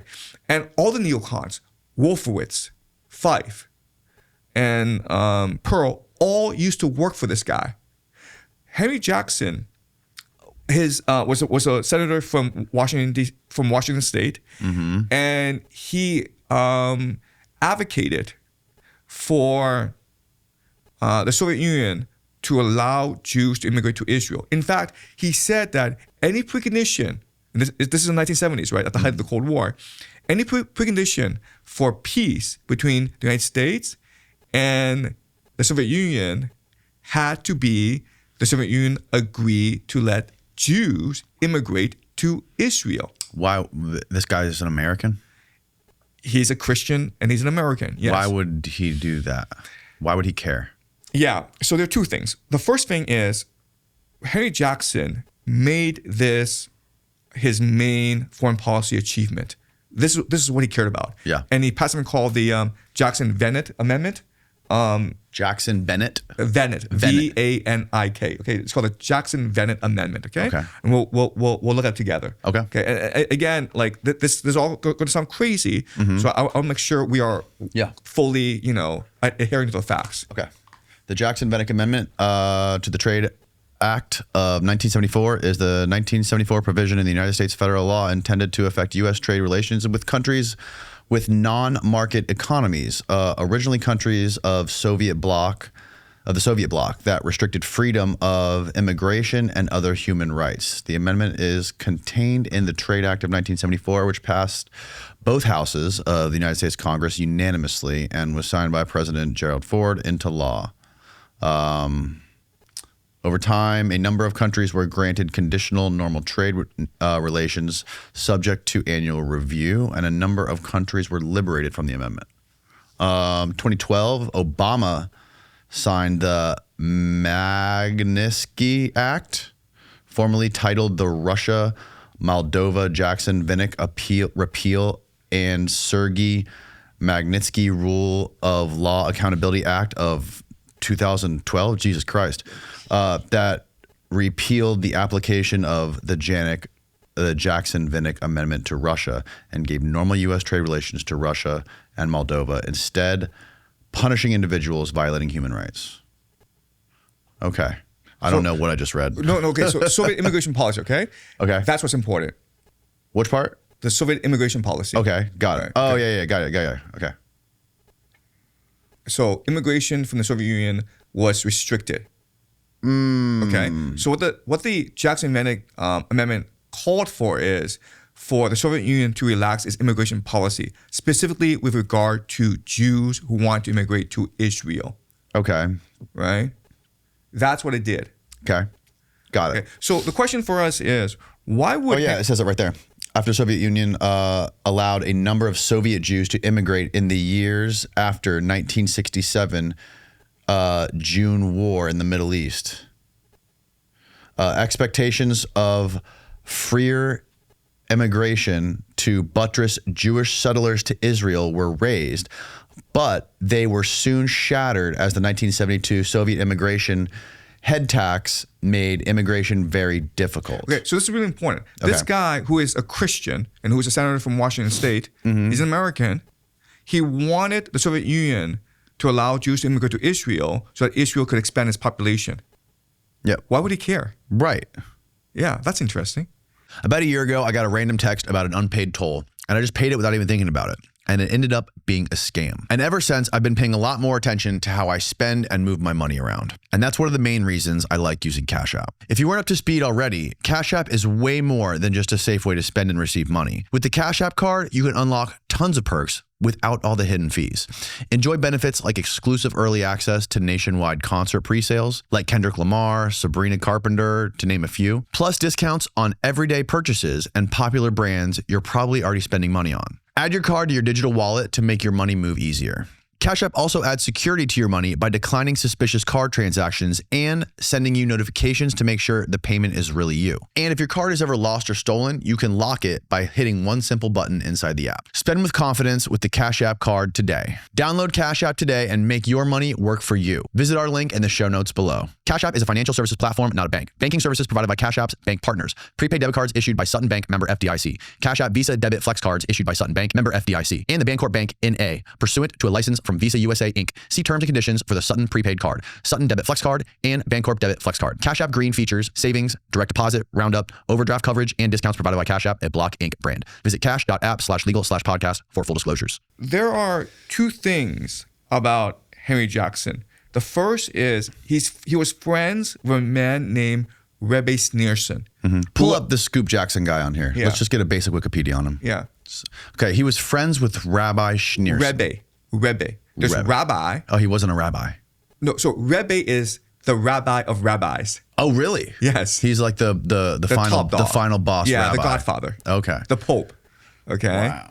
And all rabbis are under him. Okay. So How many of these types of rabbis are there, by the way? Do they get into new ones? Like the Pope, there's a new Pope. Is there a new rabbi? So Rabbi? the Jewish faith is different from the Catholic faith. The Catholic faith is very centralized, right? There's one guy, the Pope, at the top. Yeah. But the Jewish faith, it's very decentralized. And so there are different dynasties, and these are family dynasties. And so Rebbe Schneerson was head of something called the Chabad-Lubavitch movement, okay? And this is Henry Jackson. And Pull up his wiki, bro. Okay. Sorry, continue. yeah. And so the Chabad-Lubavitch, it's a family dynasty. And it was founded in, the mid-19th century in Russia. And for about, most of its history, it was persecuted by the Russians. First by the Russian Tsar, but then later by the Soviet Union. Mm-hmm. And then the turning point was they were imported to the United States. They moved from the Soviet Union to the United States at the outbreak of World War II to escape Nazi and Soviet persecution. And that was a turning point because they landed in Brooklyn, and then they started to invest in Brooklyn real estate. And today they basically control most of Brooklyn real estate. Can you pull up a photo of this Schneerson fella? Yeah, Rebbe Schneerson. Right there. There it is. He's called the Rebbe, okay? Give some images. Hit images. The Rebbe. Yes. Okay, and the Rebbe just means the rabbi of rabbis. Whoa. Rebbe. What is that thing he's wearing on his head on the very left? The cube of Saturn. Whoa. Yeah. The cube of Saturn? Yeah. It's like a miniature hat. Yeah, this is who he is. What the hell's the cube of Saturn, bro? Okay, so the cube of Saturn will be found throughout most of corporate America. So Blackstone, Yeah. BlackRock, it's all cube of Saturn. Okay, and What's going on, Steve? You spazzing out over there? Well, it's not relevant. I didn't want to distract you. No, I mean, it's Okay. cool looking stuff. It's like fucking looked like some death metal album covers. So BlackRock is the cube of Saturn? BlackRock, Blackstone, and Is this official? Like are you just speculating this? Or I'm speculating. Okay. But you ask yourself, why is it called BlackRock, Blackstone? Yeah. If you look at it, it's very similar to what Rebbe Schneerson is wearing, Okay. right? Yeah. So what people believe is that Saturn is the main god that the Jews used to worship.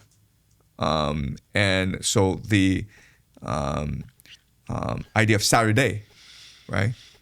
Saturday. It's Saturn. Isn't Saturn also synonymous with the devil?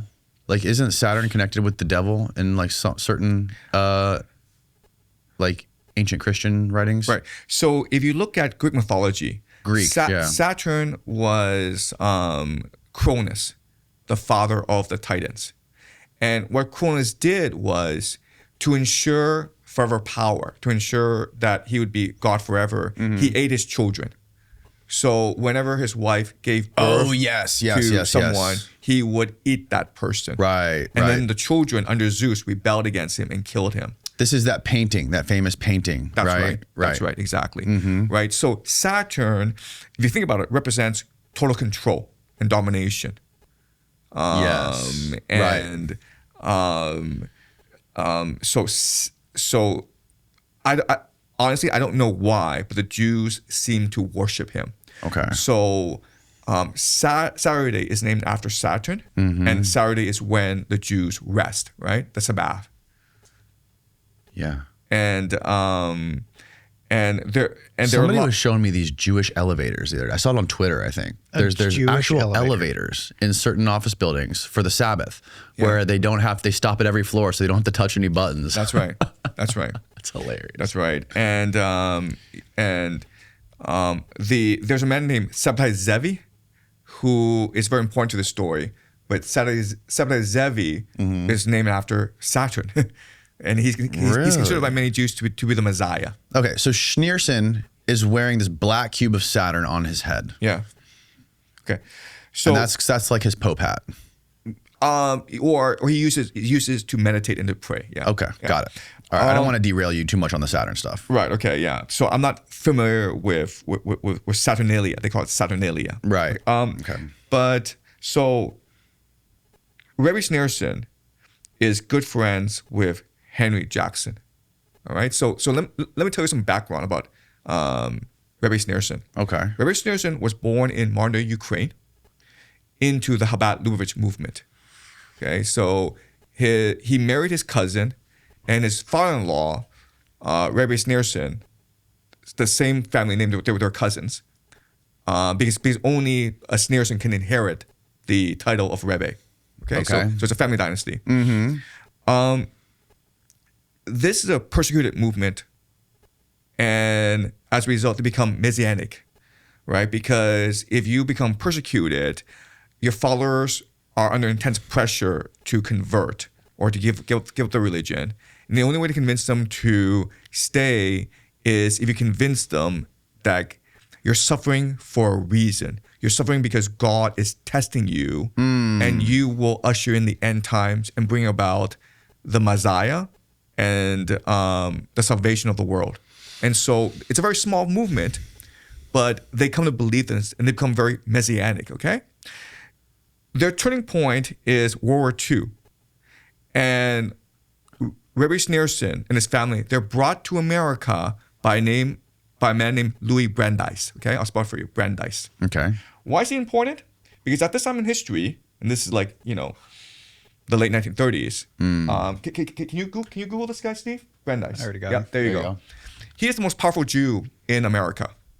Why? Because he's the Supreme Court justice, and also at this time in history, and this is very important for us, he is the most ardent Zionist in the United States. Wow. Yes. Died in 41. Yes. He is the most ardent Zionist in the United States. And so people don't appreciate this, but there's a huge debate among Zionists at this point, okay?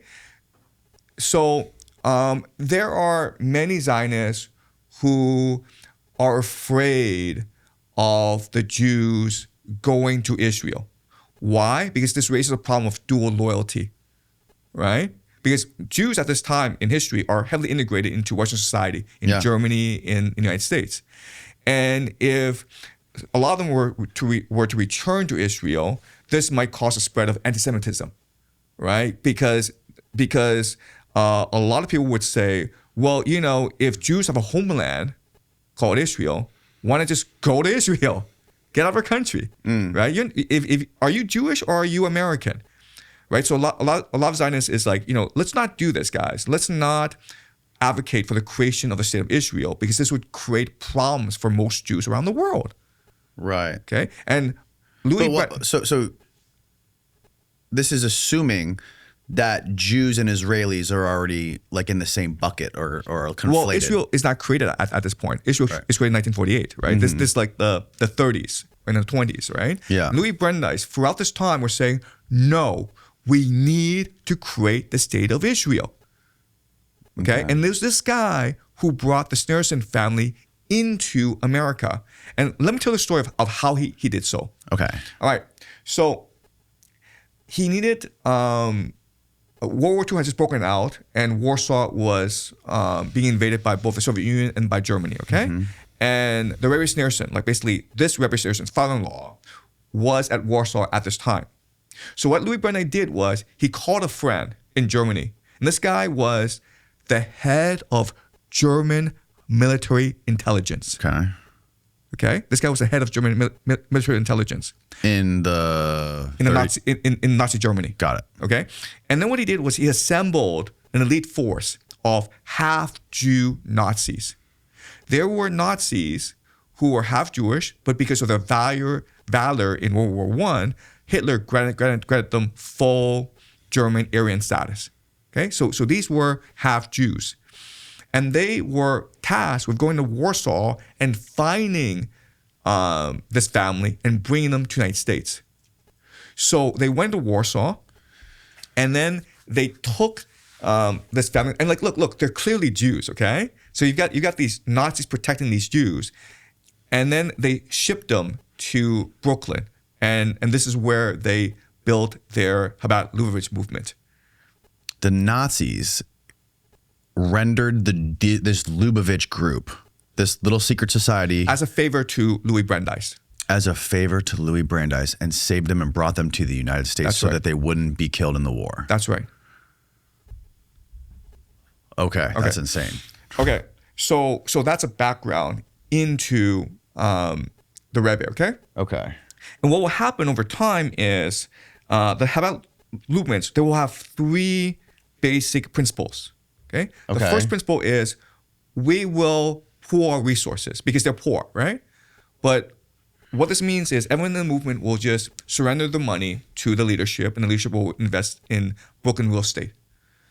And this is again in the 1940s. And now today they control most of Brooklyn real estate. So they're pulling the resources, okay? The other thing they will do is they will spread across the United States.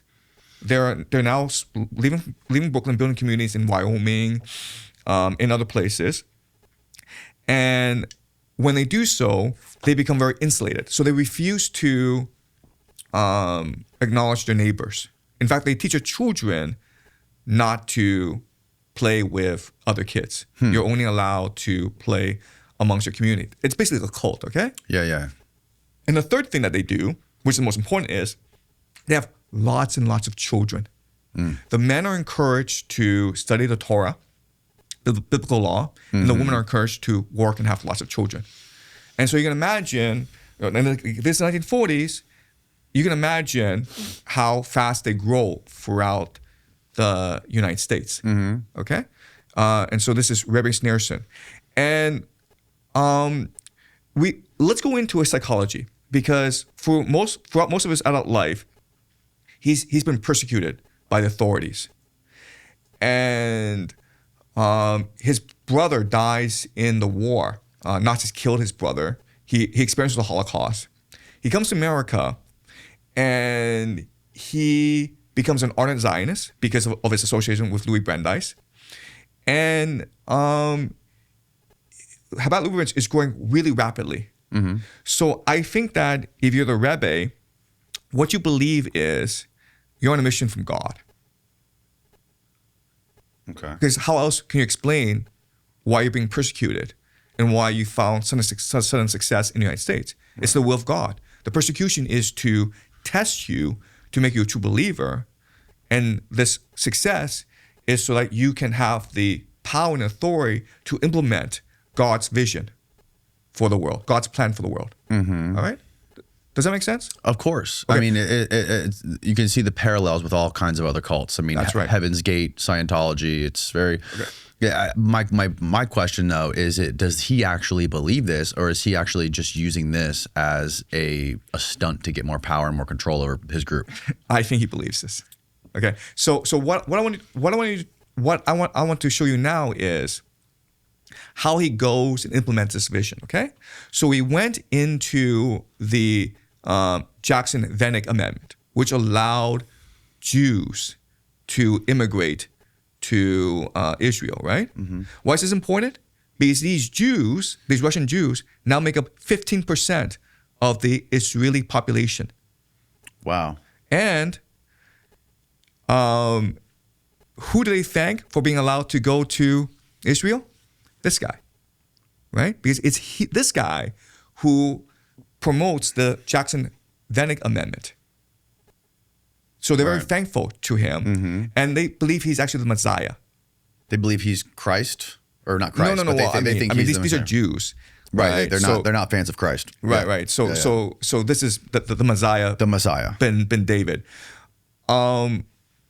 Okay, so now what I want to show you is how he goes and builds a network in order to implement his eschatology, his messianic vision. Okay, the first video I'm going to show you is of him meeting Netanyahu. Okay, so Netanyahu in the 1980s, he is Israel's ambassador to the United Nations. So he's in New York.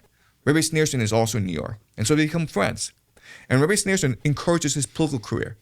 Okay, so Steve, can you drop the video where the first the first YouTube video I sent you where Netanyahu is talking to.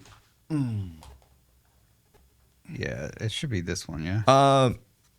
No, there's another Bibi one. Netanyahu meets Rebbe. The first one. So I want to show you two, okay? So this is him, and this is the year 1990 when Netanyahu first wins a seat in the Knesset, which is basically Israel's parliament. Okay. So I want to show you this video. Is there audio that we should hear? Yeah, there's audio. Yeah. The headphones. We'll hear it. I don't need the audio because they're speaking Hebrew. And, okay. We don't need the audio. Yeah. Got it. Okay. But we'll look at the subtitles together, okay? Okay, so they're good friends, okay? I haven't seen in a long time. Blessing success, okay? And this is New York City. A double portion of benediction. I came to ask your blessing and help in everything, in all areas, both personal and political. This is BB talking. Yes. Rabbi says, since we last met, many things have progressed. Many things have progressed. What hasn't changed, however, is that the Messiah still hasn't come. So do something and hasten the coming. We're doing, says BB. Apparently it's not enough, says the rabbi, since many hours have already passed today and he's still not here. But there are still a few hours left in the day. So try still for today. Yes, good tidings. With joy and happiness. Okay, so the year is 1990, okay? And Netanyahu is like, I need your help, right? I need your blessing to do well in Israeli politics. And the Rebbe is like, the Messiah hasn't come. The Messiah has come. Hurry it up, man. Okay. All right. So clearly this guy has a plan, and clearly he expects Netanyahu to help him implement this plan. Okay. So now the next video I want to show you is Miriam and Sheldon Ellison going to the Rebbe to ask for his blessing. Okay. So can we drop that video? Sheldon and Miriam Ellison asking the Rebbe for. And what year did this happen? A year later. Is this also subtitled? Yes. Okay.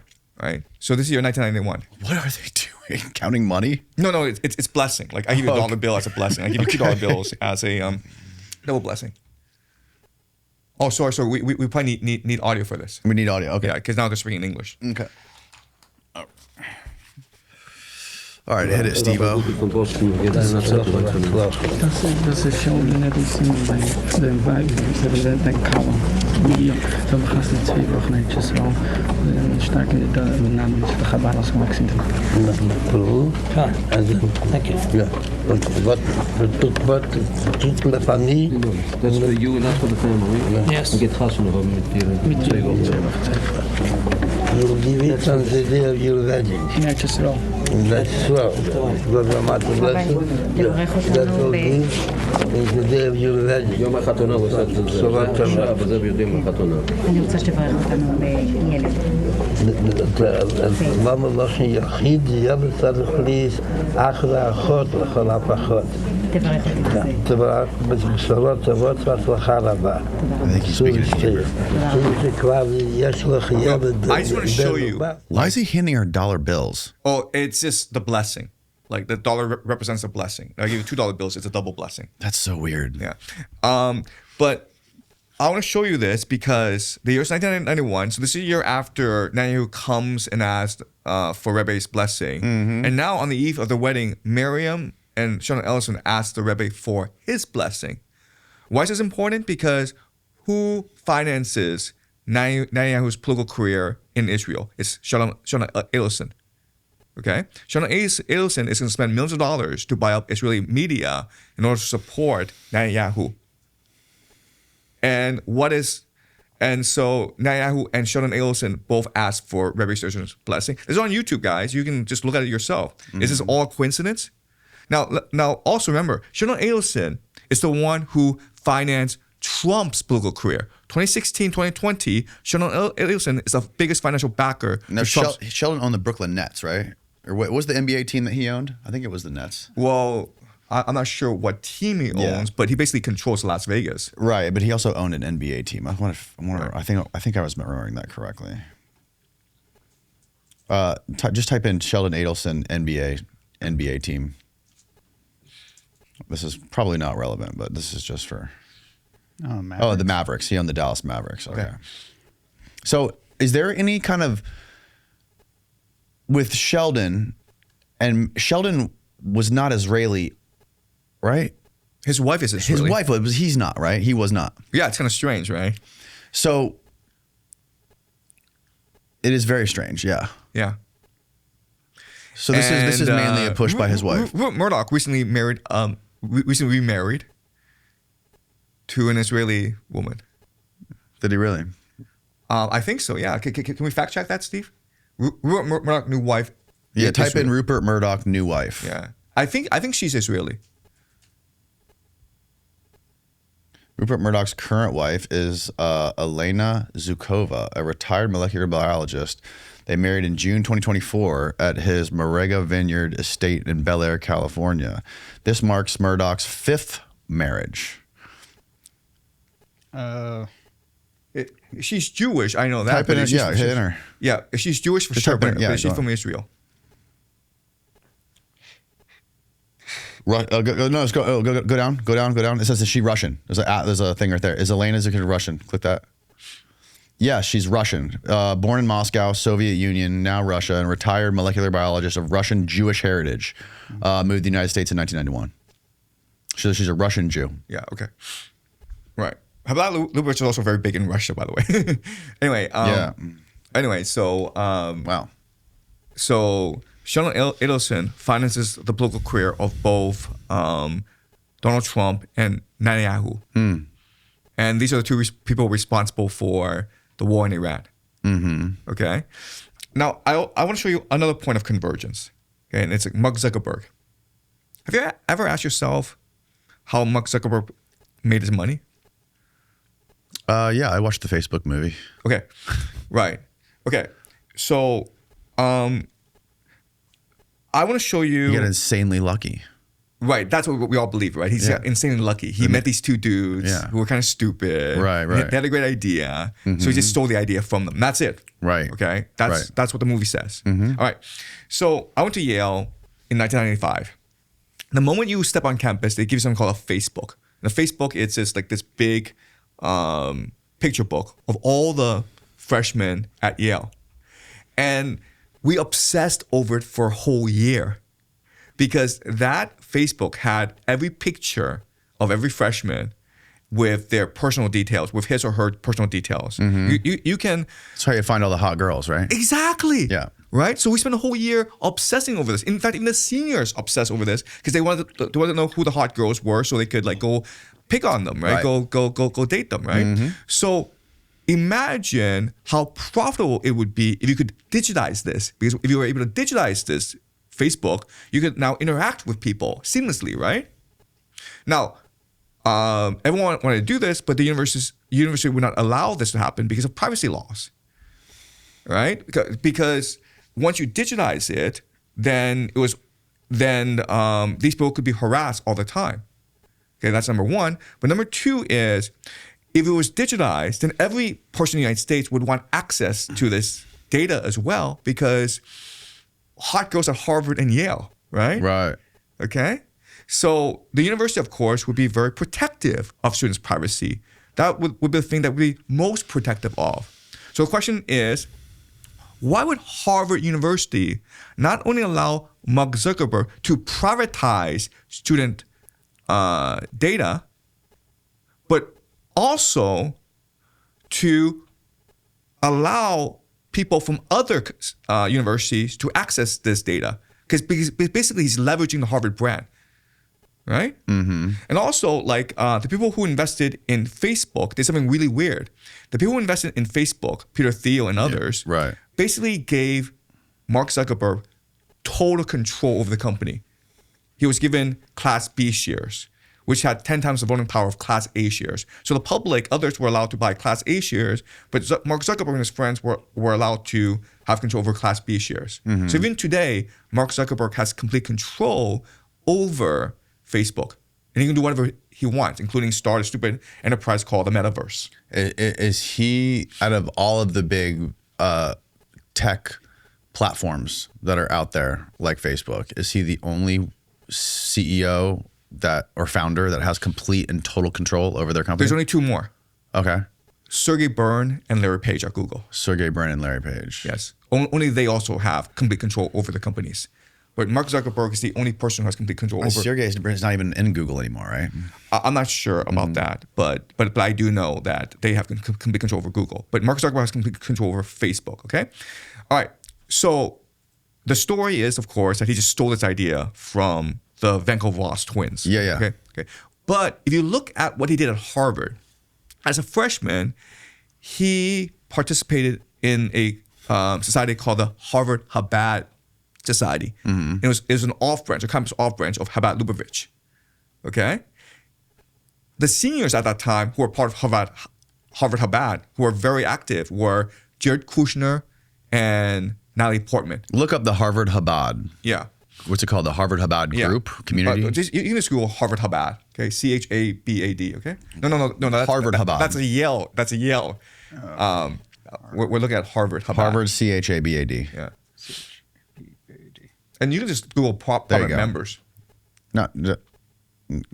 Yeah, that's their website. The soul of Jewish life on campus, the Harvard Chabad. And again, alumni. Click on alumni. Yeah, and this is basically their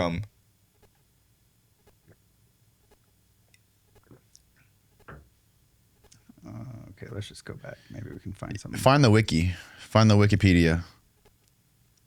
Or you can just Google Harvard Chabad alumni, right? Members, like notable members of Harvard Chabad. Yeah, that's good.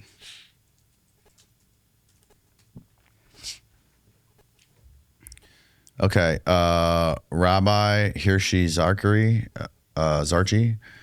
I don't know any of these people. Yeah, that's Jared that's Kushner. Okay. Jared Kushner, Ben Landau, Joe Katzman, Alan Dershowitz. Okay, so Alan Dershowitz was the faculty advisor, and the patron was Larry Summers. Okay, and then type in Mark Zuckerberg. Mark Zuckerberg's? No. We're down there. Ask anything. See where it says ask anything.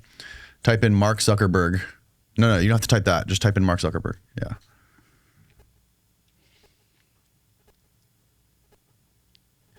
Mark Zuckerberg did attend some events during his undergraduate days, but he's not considered a primary leader. Okay. So he attended some events. Okay. So there's another connection that Mark Zuckerberg has to Chabad, which is more important.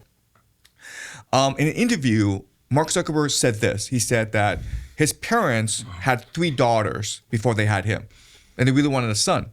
So they went to Rebbe Schneerson, our good friend Rebbe Schneerson, and says, Zuckerberg's parents? Yes. Could you please bless us with a son?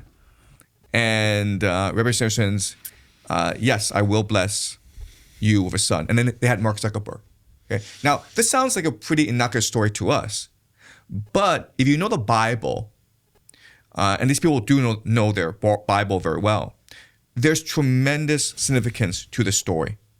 Because some major prophets, some major biblical figures were born of parents who begged for a child from God. Okay, so the most famous is Abraham and Sarah couldn't conceive, so they begged God for a child, and they had Isaac. And then God asked Abraham to sacrifice Isaac, and Abraham did before God stopped him. Okay, that's Isaac. And you have Samuel.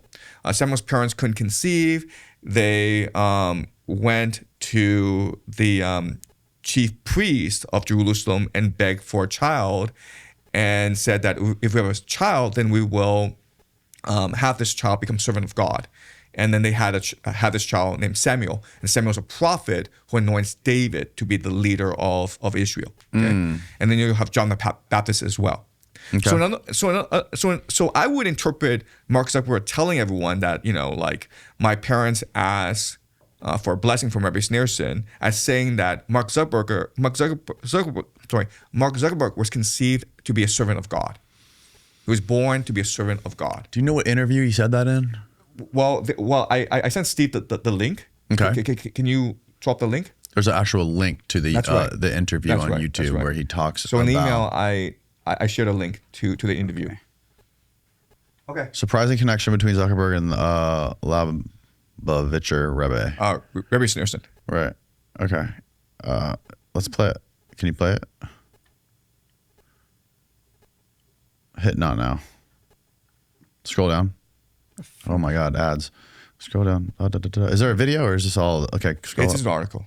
It's just an article. Yeah. In a recent interview with what is this website? In a recent interview with Jewish Magazine in the U.S., Facebook CEO Mark Zuckerberg shared a special connection he has to the Lubavitcher Rebbe, a bond that began before he was even born. Before I was born, my parents had 3 daughters, and my father wanted a son. They visited several doctors, but weren't successful.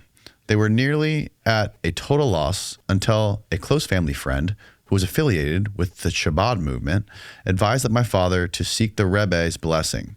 In 1982, Zuckerberg's father found himself in New York, the seat of the Rebbe. He waited in a long line, and when his turn came, he requested the Rebbe's blessing of a son. To his surprise, before granting the blessing, the Rebbe warmly asked whether he was observant of the Torah or the mitzvah. Keep going down. When the father admitted he wasn't observant, the Rebbe explained to him that the philosophy of the Chabad and asked him to commit to giving the future son a Jewish education. Quote, my father promised he would, and I was born less than 18 months after the Rebbe's blessing, Zuckerberg said with a smile.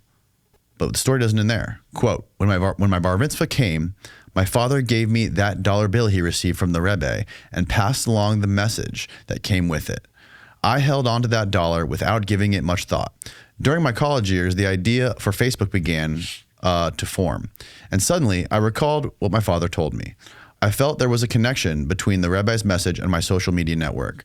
When it came time to officially establish the Facebook as an active company, I felt it was time to use the dollar and deposit it in the bank on the day the company was founded. Though I'm not religious, I can vouch for this man's extraordinary intuition, referring to Rabbi Lubavitch, or Rebbe Schneerson, and I regret not having met him.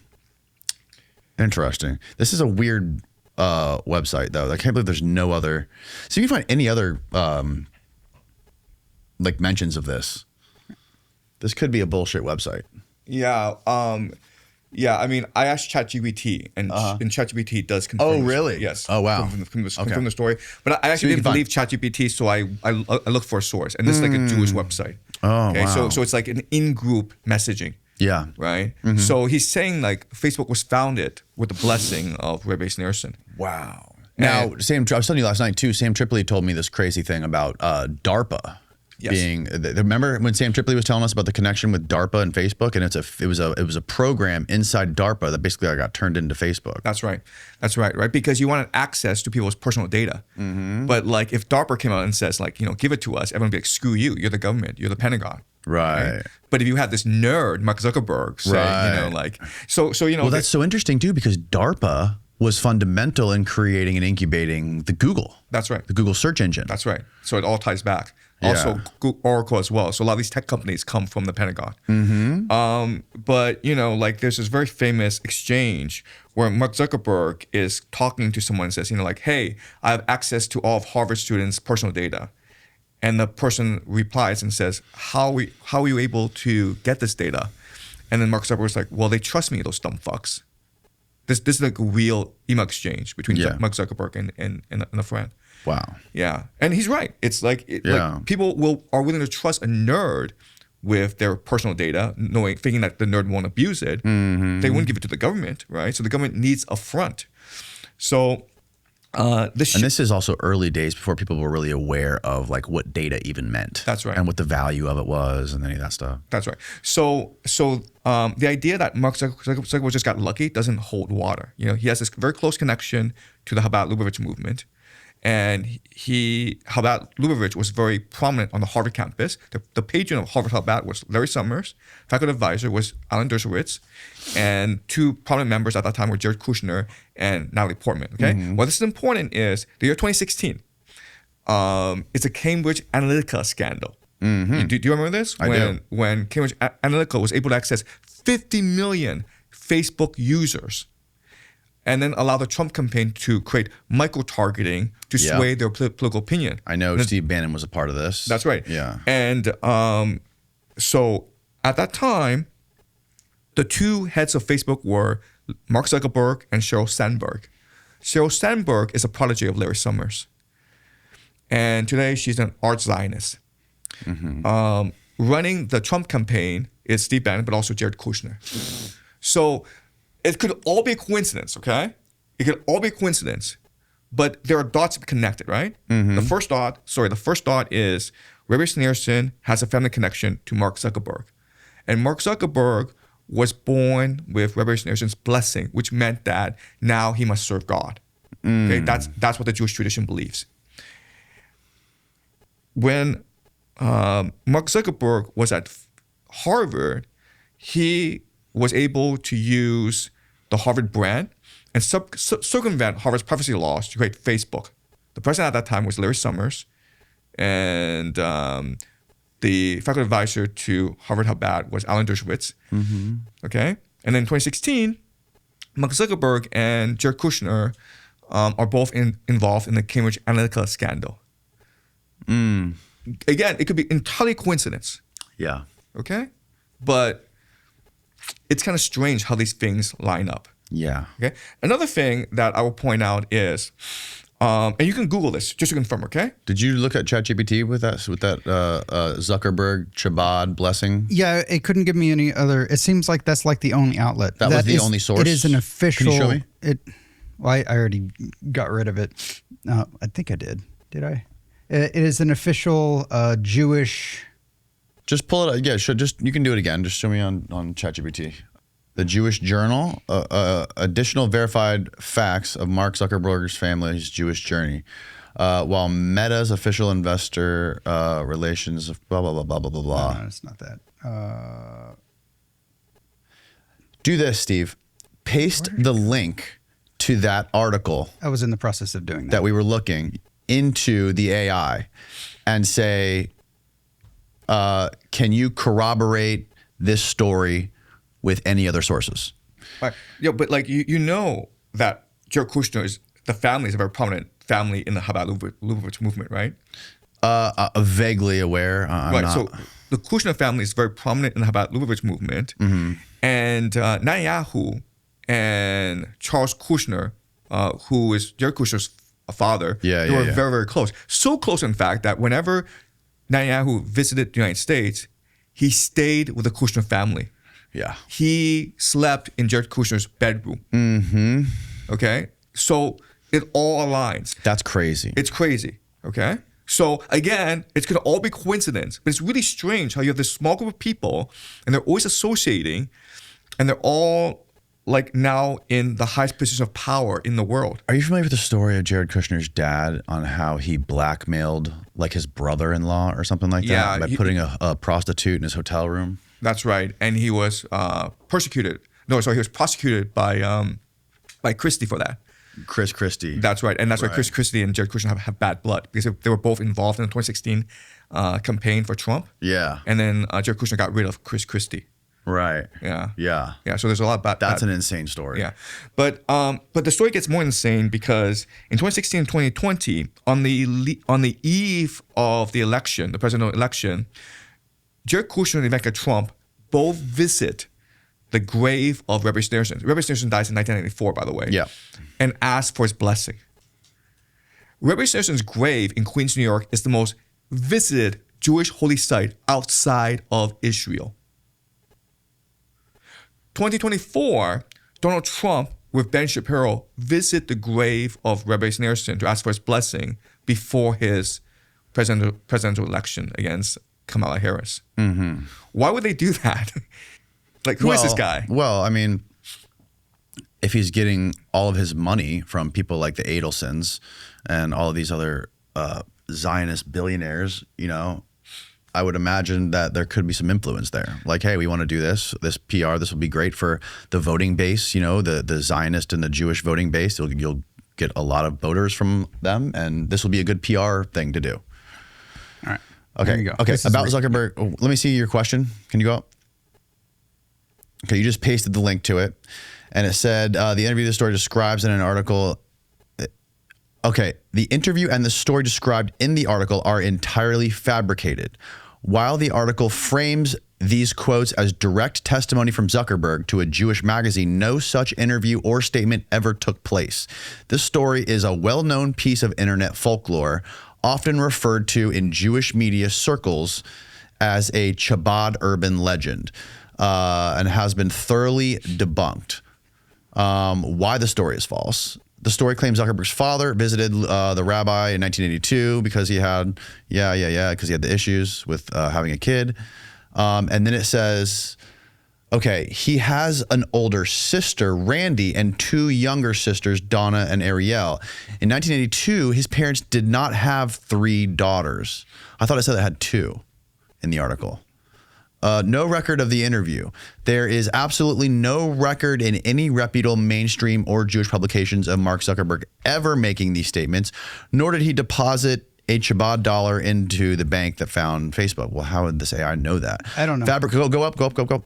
Fabricated quotes. The quotes attributed to Zuckerberg discussing his father's medical struggles, the rabbi's philosophy, and the mystery linked to the creation of Facebook were completely invented for the viral internet story.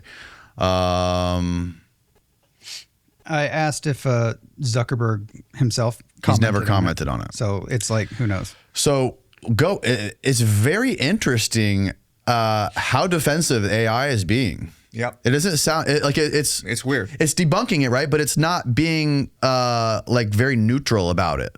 Yeah. It seems to be being very aggressive, debunking the story. It's funny because I asked it simply if that did happen, and it says yes, his father did go to Rebbe Schneerson. Whoa. So it's so you asked it previously, and it said yes. Yes. But then it cites that one article from Hidabad. It cites that one article, which is a Jewish, according to this interview. It's a Jewish outlet. And then when you asked it again down below, it said this is an entirely fabricated article. In a separate chat, I asked it. In a separate one. This is a different tab. So you can find the author of it? I don't know. That's interesting. But and why would Chabad-Lubavitch just make this up out of thin air? Why would who make it up? Chabad-Lubavitch. Why would they just make this up? Why would this article? Yeah, just be completely made up. If there's no validity to it, why would you just make it up? I mean, people make shit up all the time. People make up, people do smear campaigns on people all the time to try to tie them to. But this isn't a smear campaign. This is like to praise Mark Zuckerberg, right? This is a Jewish magazine. It's read by Jewish people. When was that published? That's what we should have paid attention to. 2015. That was published in 2015. All right. And this is a Jewish magazine. Well, it's just weird because it's the only article on the entire internet that references it. It's the only source for it. So it's like, I don't know. I feel like we gotta scrutinize it a little bit harder just because of that. There is no author. Oh wait. There is an author, Shira Dabush. You know how many stories online that we reference or use in context of coming up with a bigger theory on something only have one article posted about it. Usually there's lots of corroborating stories or different takes on it, at least acknowledging that this event actually happened. Right. You're absolutely right. But it doesn't really I mean, like, this is just a theory, and I'm not saying this is what happened. I'm saying, like, there are certain thoughts and the connection between the Kushner family and the Rebbe Schneerson are definitely true. Right. This is heavily acknowledged. Something else that I want to bring up is how we got into this, how the United States got into this war in Iraq. Okay, so Rebbe Schneerson, he's casting a pretty wide net, right? So he's got connections to Henry Jackson. He's got connections to. So yeah, we started talking about Scoop Jackson. Yeah. And we started talking about how they brought Schneerson and his family back to the U.S. That's right. And the connection to Wolfowitz and Pearl. Yeah. And how they came up with this plan. Yeah. Right, the Wolfowitz doctrine. The Clean Break Memo. The Clean Break Memo. Yeah, Okay, yeah. right. So something that's really important for us to keep in mind is Rebbe Schneerson wants the Messiah to come. Okay, and so I'm going to go into how he thinks, and then we'll tie to current events. Okay. All right. So the question is, how much influence does Rebbe Schneerson have? And what I want to do now is go into how he perceives the world. And he perceives the world through something called Kabbalah. Okay? Kabbalah is just the Jewish mystical tradition. So you have the Bible, right? And the Bible are a collection of stories. So you have Adam and Eve, the story of the patriarchs, Moses, and then you have the story of King David. Right? And the idea of the Kabbalah is trying to interpret these stories in a mystical lens so as to understand the soul of the universe, the mind of God. Right? And the understanding of the Kabbalah is the world that we see around us, this material world, it's a fake reality. It's a simulation. The universe itself is pure consciousness. And the totality of this consciousness is God. Okay? So the universe itself is, the totality of the universe is pure consciousness. Yeah. Okay, so think of energy, okay? Energy that vibrates, and that's consciousness. And then at a lower level, this vibration becomes much more concrete, much more visible to the human eye. Okay. And that's the world that we live in. All right? And you're saying that this is the view of the Kabbalists. The Kabbalah. Okay. And this is generally accepted. Understood. Okay. Got it. So the idea is, rather than seeing that consciousness emerges from matter, it's really consciousness that creates matter. Right. Okay? So mind before matter. Right? Because in school we're taught that matter leads to mind. Okay, the brain is what creates the mind. But what these Kabbalists believe, it's the mind that creates the brain as well as the body. Right. Okay, so now what they're going to do is they're going to take this major idea, consciousness is the universe, and apply it to the Bible, the stories of the Bible, and resolve some mysteries as to what happened in the Bible. So the first mystery in the Bible is, why did Adam and Eve disobey God? Right? Because God just basically said, this is paradise, the Garden of Eden. You will live forever here, and you can eat as much food as you want. You'll never have to labor. But there's only one rule, and the rule is do not eat from the fruit of the tree of knowledge. Right. That's all you have to do. And Adam and Eve just managed to break that one rule, which condemned humanity to the world that we live in today. Right. We were cast aside from paradise. Right. Okay. And so the Kabbalists are trying to figure out, why did this happen? And what does this mean for us in the universe? Right. And so their explanation is this. The explanation is, in the beginning, there's only God. God's a totality. And God is the will to bestow. He is pure love. And love means giving. The problem is there's something to give to. So God creates a new being called Adam Kenmon, which is the will to receive, so that God can know itself, God can complete itself by giving to someone else. Okay? The problem is that Adam Kenmon is a immature being. It is the will to receive, therefore it is pure ego. And therefore it does not understand why God gives, because it only receives. And so Adam Kenmon receives this gift, the divine light, but at some point he hesitates, he doubts, and he rejects the light, and he breaks, and this is the shattering of the world. Okay, and the shattering of the world descends into our world, and these divine sparks become embodied by us, by bodies. Okay, so humans are these divine light that come from Adam Kenmon that now become embodied in us, in bodies. And because we have bodies, we become blind to our divine origins, and we engage in all sorts of sin, right? Okay, and that's why Adam and Eve disobeyed God, and that's why when we go into the world, we commit all sorts of sin and evil. And this explains how the Bible progressed, right? Yeah, that was the original sin. That was the original sin. And so the purpose of the universe is for the Jews to repair the world, because the Jews are the chosen people. They will repair the world and then bring all these shards of light back together again. And this will allow God to have a reunion with humanity. And this will repair the world, and this will be the end of days. Okay? So that is the general idea. Okay. But there's a logic to all this process in that God is all-knowing. So God knew that we would reject his light. But that was part of the plan. Right. Because it's only through our sin that we will have knowledge, that we can repent, Right. and therefore we can welcome God. And the classic example is the story of King David, who is the most beloved by God. Right? I'm not sure how familiar you are with the Bible. I'm fairly familiar. Okay, so the story of King David is he becomes king of Israel, and he starts an affair with Bathsheba. The problem is Bathsheba is already married to a man named Uriah the Hittite, who happens to be David's greatest warrior. So David, in order to marry Bathsheba, kills Uriah the Hittite. Okay, and then Nathan, the prophet of God, comes to David and says, "You've committed great sin. Do you feel sorry for what's happened?" And David's like, "Not really."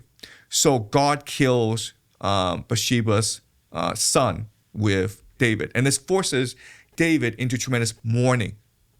And now he repents. Now he recognizes all the sin that he's caused. And what's really odd about this is this creates an intimate relationship between God and David. Once David repents, once David recognizes that he has pure sin, he opens his heart to God, and they become the best of friends. Now there's a reunion between God and David. And that is the point of our existence, to commit so much evil in the world that we ultimately have to repent. And the moment we repent, then God forgives us, and now we can be one With God. Right. Okay. And this is what an extreme faction of the Kabbalists believe. The problem is this extreme faction also includes Rebbe Schneerson and the Chabad-Lubavitch movement. And that's why he is telling Netanyahu to hurry up the coming of the Messiah. Why? Because if you interpret the universe through this lens and you apply it to current affairs, then you want to create conditions for the eventual redemption of humanity. Okay? So 3 things have to happen in order for the Jews to repent and for humanity to be redeemed. Right. The first thing that has to happen is the creation of the Greater Israel Project. Okay? Why? Because the Greater Israel Project was God's original covenant with the Jews. Okay, the Greater Israel Project. Number 2 is the return of the Jewish diaspora to Israel and the repentance. Okay? And what would cause their repentance? What will cause the return to Israel? And the answer is anti-Semitism. Right. Right? So the Kabbalists interpret the Holocaust very differently from the way you and I interpret the Holocaust. What you and I were taught was, okay, the Holocaust happened because Hitler was an anti-Semite. Right. He had this hatred for the Jews. But the Kabbalists believe something different. Okay, again, these are an extreme faction of Kabbalists. Okay. They believe it was the Jews who forced the Holocaust. The Jews are at fault for the Holocaust. Because if you read the Bible, every time bad things happen to the Jews, it's because the Jews disobey God. Right. And nothing else, right? So Moses is leading the Jews out of slavery in Egypt to the promised land. And what do the Jews do? They build a calf to worship. But God already told them, do not worship false idols. Do not engage in idolatry. Right. Right? So then God's like, I have to punish you. And so you will spend 40 years in the desert, wandering in the desert. All right? The greatest trauma for the Jews in the Bible is the destruction of their temple, because the temple is the house of God. It was the Babylonians who came to destroy the temple, but the prophet Jeremiah said to the Jews, the Babylonians are just a tool of God. Okay? It's not the Babylonians who are doing this, it is God who is doing this. Why? Because God told you not to worship false idols, and you continue to worship other gods when we told you not to do so. So why did the Holocaust happen? It's because God dispersed the Jews around the world to teach them a lesson, to force them to repent. What did the Jews do instead? They assimilated into Western society. They engaged in Reform Judaism. They became secular. They became intellectuals. They want to stay in Germany and the United States when they should have returned to Israel to build the temple of God and to repent. So God had to teach them a lesson. The lesson was the Holocaust. Okay? Got it. Okay, so the same thing is happening today where most Jews are secular. There's 40% of Jews in Israel. Including Netanyahu, right? Yeah. 40% of Jews in Israel are secular. 1/3 of American Jews are secular. God cannot have this. Okay?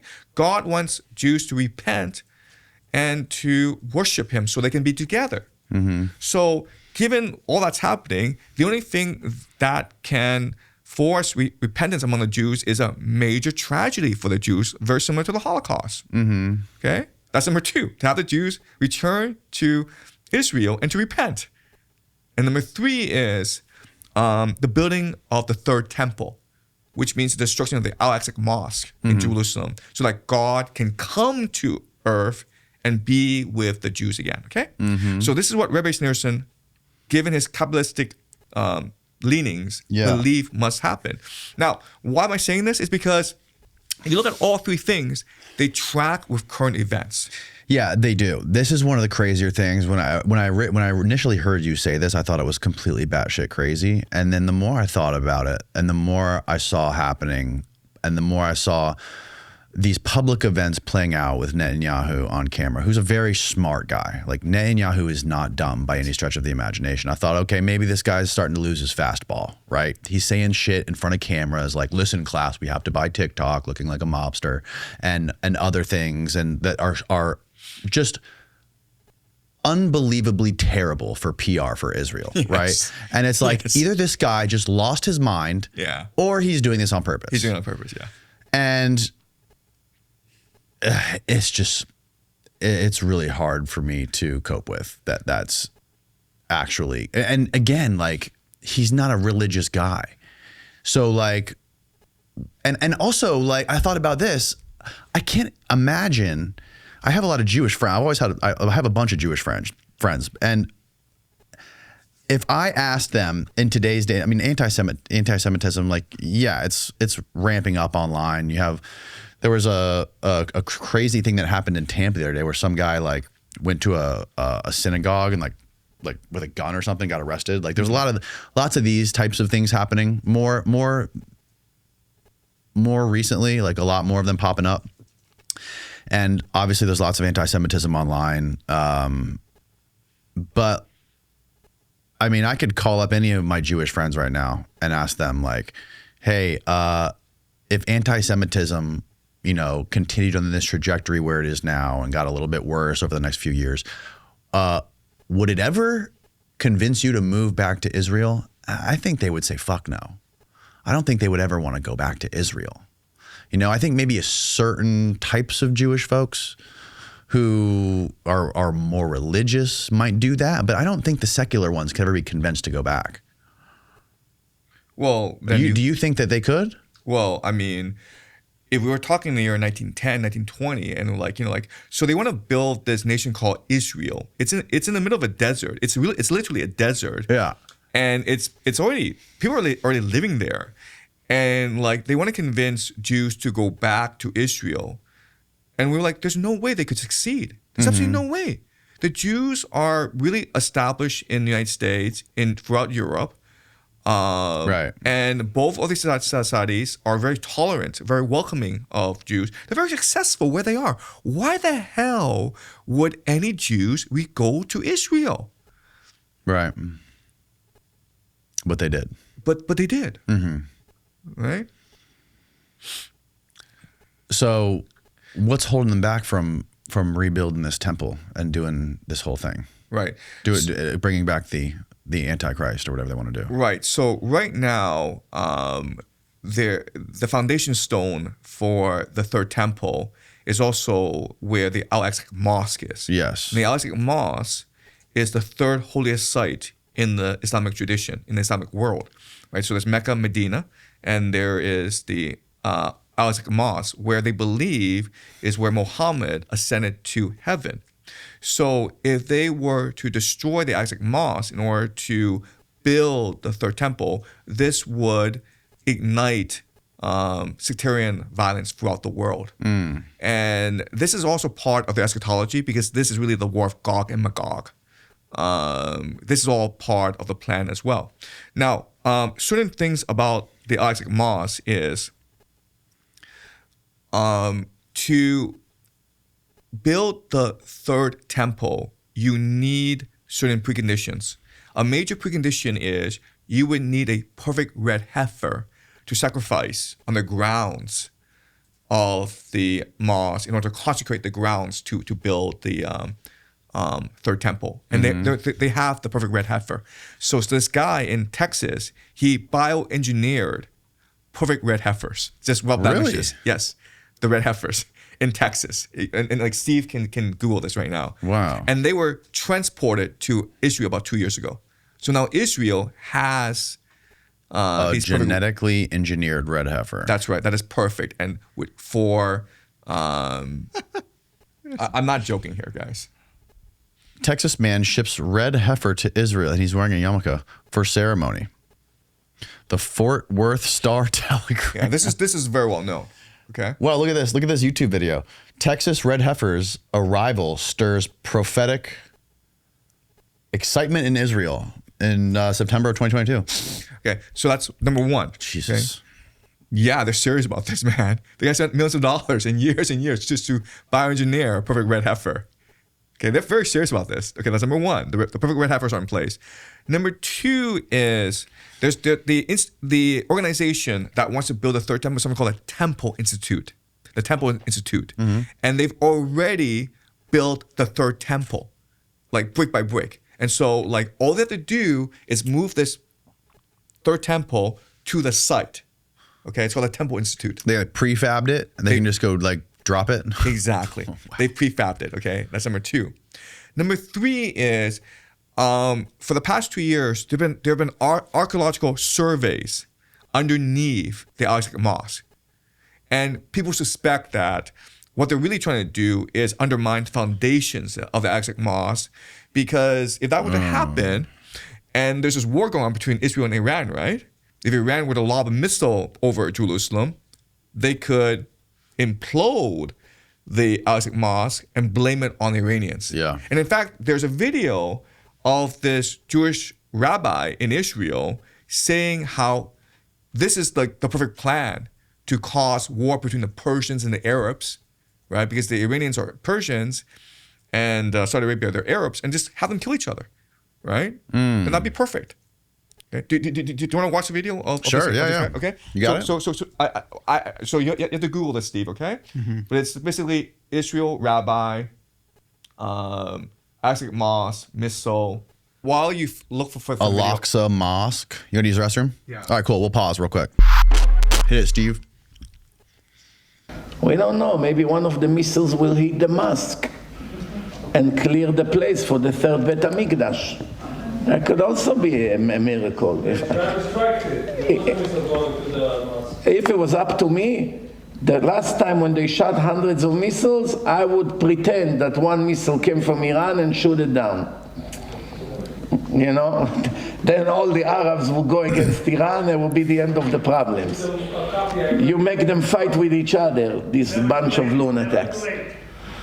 Never too late. You deal with a bunch of cowards. The Israeli leaders, they just want to pass the week. Let us survive this week. They don't think long term. Some of the shit that comes out of the mouths of these people. They're honest about it. They're direct about it.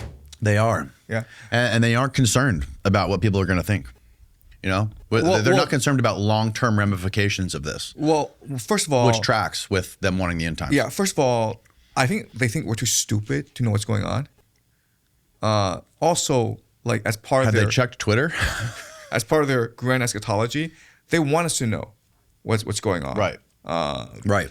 And third of all, I think like they believe it's all part of God's plan, so there's nothing anyone can do to stop it. Okay. Yeah. But I'll show you another video, and this is Peter Hegseth, who is now obviously the war secretary. Yeah, I watched this last night. Yeah. But he's also talking about the building of the third temple and how it's God's plan to build the third temple. So can we show the? Yeah, the show video? that clip of Hegseth. It's towards the end of it. I want to say it's about 9.5 minutes in. Okay.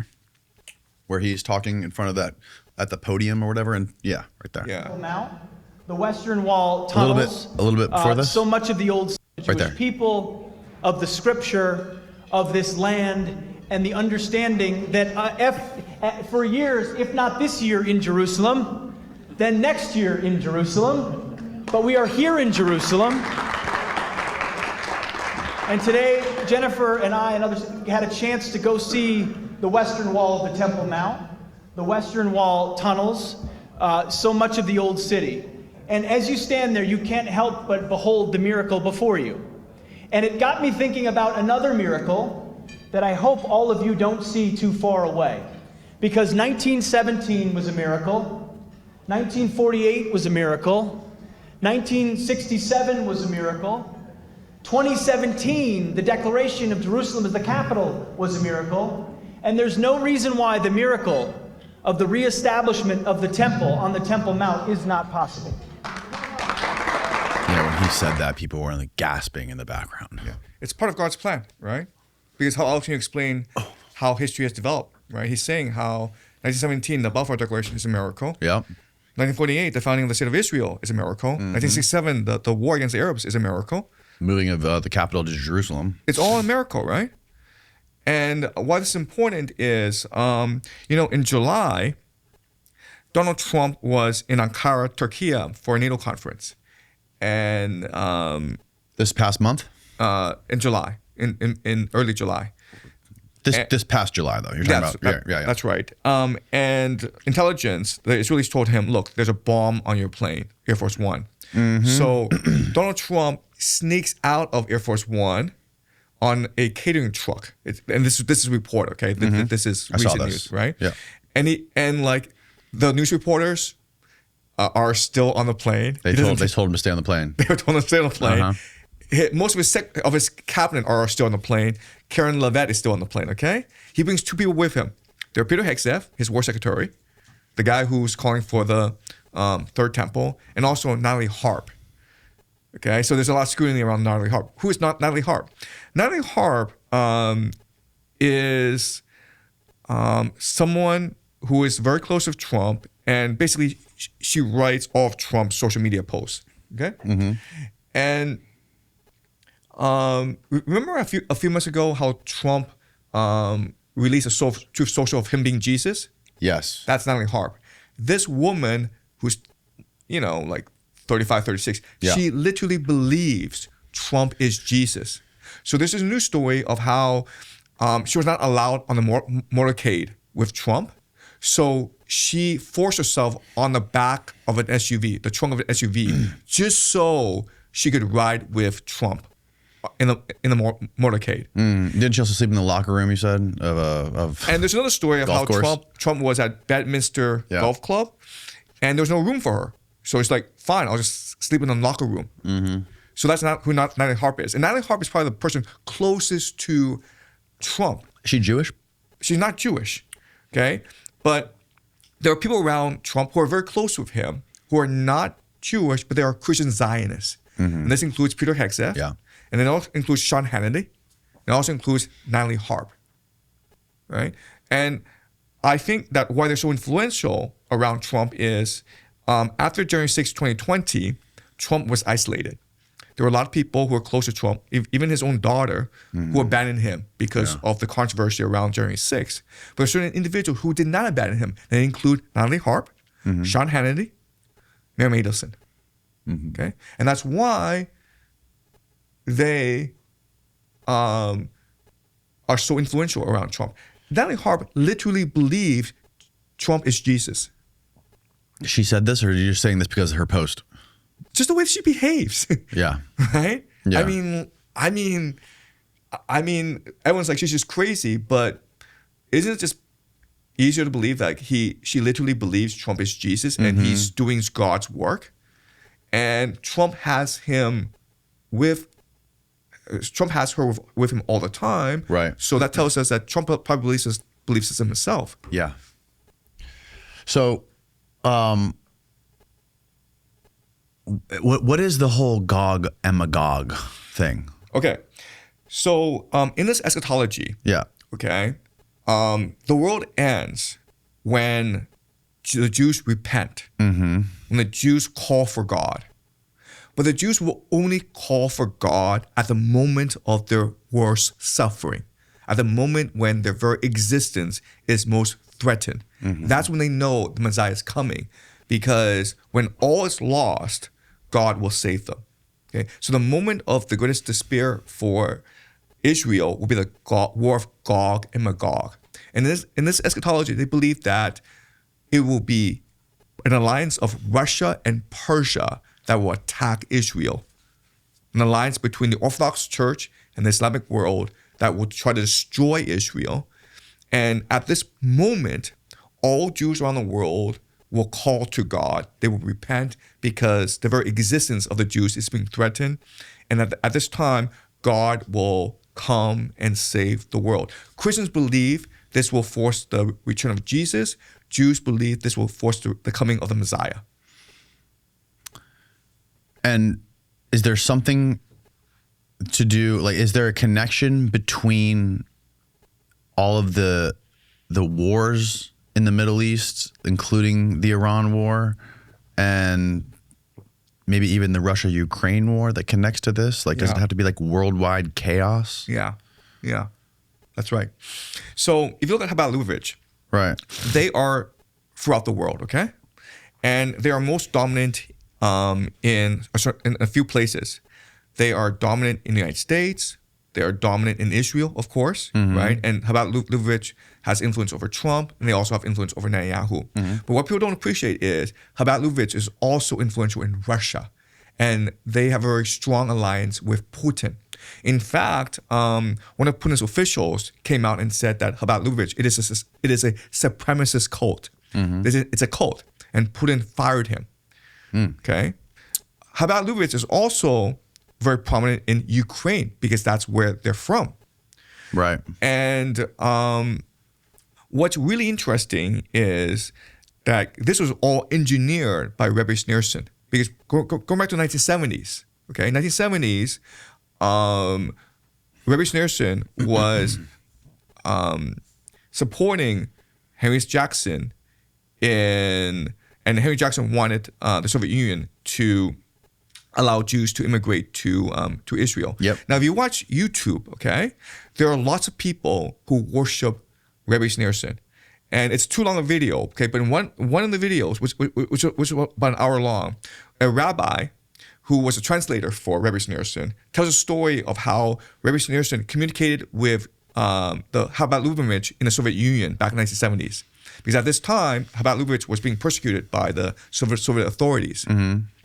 So what happened was that the Chabad-Lubavitch movement was under a lot of scrutiny, and they wanted to know if they should immigrate or should they stay in the Soviet Union. So they sent a message to Rebbe Schneerson in Brooklyn. And Rebbe Schneerson then asked one of his rabbis to go to the Soviet Union and give two Bibles to two powerful rabbis of the Chabad-Lubavitch movement, okay?